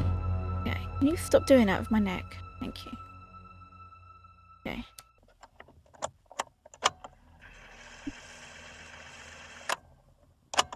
June 6th, 1995. I met Andrew in the evening at his house. He was hallucinating when we met, saying that he's seen Sophia everywhere. Me too. That he's a sinner. Not that bit, man. And that he should die. But I didn't mean to kill him. Who? Andrew. My hands are still shaking. June 30th, 1995. Dr. Johnson came, he was surprised to see me. He tried to justify, saying it wasn't his fault, that he was only carrying the baby and had nothing to do with Sophia's death. When I revealed the truth about Magdalene, his face turned white. He didn't expect anyone to know the truth. He deserved to die. July 19, 1995. Just like the doctor, Vivian came alone. Instead of feeling guilty, she called Sophia a bitch who destroyed everything she had. I didn't feel any sign of remorse, feeling of guilt, or repentance from her at all. So I gave her time to express herself. And then I killed her. No, this is Matthew. It's all over now. That's Dad. Why am I not at peace?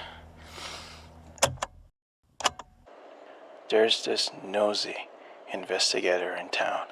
Stephen? I thought that if I led him to believe that Bernard killed Vivian, he just might believe it. But I made the mistake of trying to mislead him. Now he's suspecting me of being the killer. He has to die. Yeesh. Excuse me? What? Oh. Oh my god, you scared the crap out of me. I'm coming. It's open. I'm trusting her. That was not open before. I'm just gonna trust her. Okay. Sophia. I need my glasses. I don't... The way you just blind trusted her. I have to. She's the only woman around at the moment. Oh, I don't see her anymore. There she is. Okay. Sophia, don't let me down. I'm trusting you. Don't look for me, don't look. I thought this was meant to be a peaceful game about finding murderers, not being murdered. Okay, I need to look quickly. Okay. Thank the Lord, thank you. I kind of want to, though.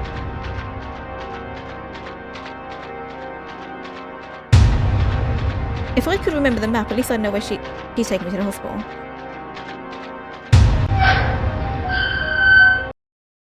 I want to look so badly. Oh, yes, it does. Yes, I do.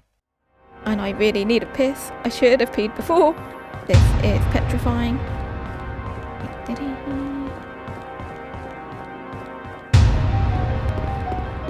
Sophia, what? You've abandoned me. No, you haven't. I love you, Sophia.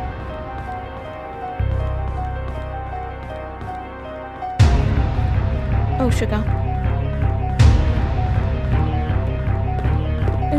Oh, my lord. Sophia, you should have pointed or something. I got lost. Oh my god, oh my god, oh my god. Oh, hello.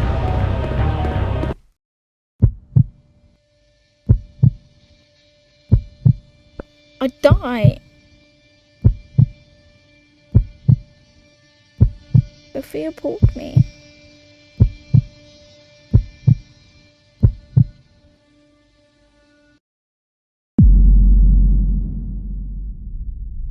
I don't even remember seeing that cut out. Did I even get up there? Your comment is so funny. Yeah, bitch ass, you motherfucker. Dear Janet, I'm glad that you made it back safely and uncovered the truth about Painscreek Killings. Good job. Your story will be on the front page of tomorrow's newspaper. Please submit the following information. Mate, give me a break. I nearly just got murdered. By the way, we found out who hired the Stephen Moss. Pardon me, I'm stressed. Who killed her? Matthew Brooks. Oh my god, my heart is racing. It does not help that I've been drinking Monster. What was the murder weapon?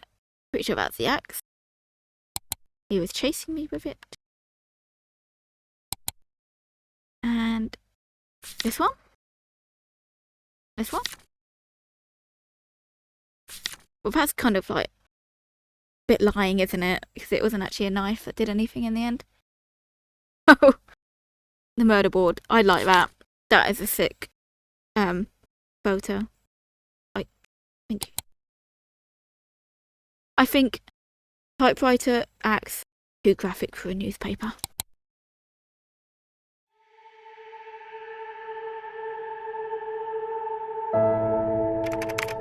Dorothy Patterson. My name is Janet Kelly. I'm here to inform you on behalf of P.I. Stephen Moss that the secrets of the Painscreek killing come to light. He is, however, missing. The police are searching for his whereabouts. While preparing for this letter, I could not help but wonder, what if Charles didn't commit adultery? What if Vivian hadn't confronted Sophia? What if Magdalene hadn't insisted on her son to continue the family line? Could things have turned out differently? In hindsight, it's easy to say what they should not have done. Exactly, something questioning it. Sometimes it's hard to make the right choices in life, isn't it? Did Derek really hate Scott so much that it led to his death? Could Matthew not have sought revenge for Sophia? And why did Henry Johnson choose to be an accomplice in Magdalene's death? The truth it was that everyone made a choice that they think was best, but not necessarily the right one. This made me realise the following. We have the freedom to say or do what we want, but there are consequences following our actions.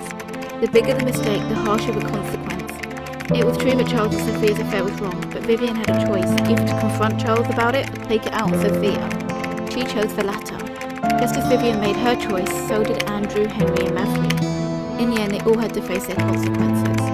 One thing puzzled me. If Stephen and I were both trying to find out the truth, why was I saved but not him? I hope I can find the answer someday. Till then, this is the story of the Painscreek Killings. The music is loud. Whoa. The Sun City Tribune. Painscreek Killing Truth revealed. Vivian Roberts' murder case is solved. No, newspaper alert! Are you okay? Oh, such a good game.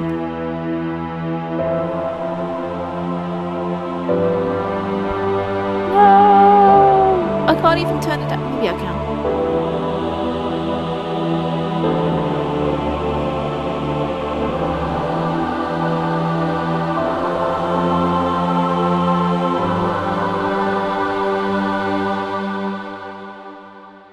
I couldn't even turn it down. I can't go in the settings or anything. Thank you for playing. Grade A, 92%.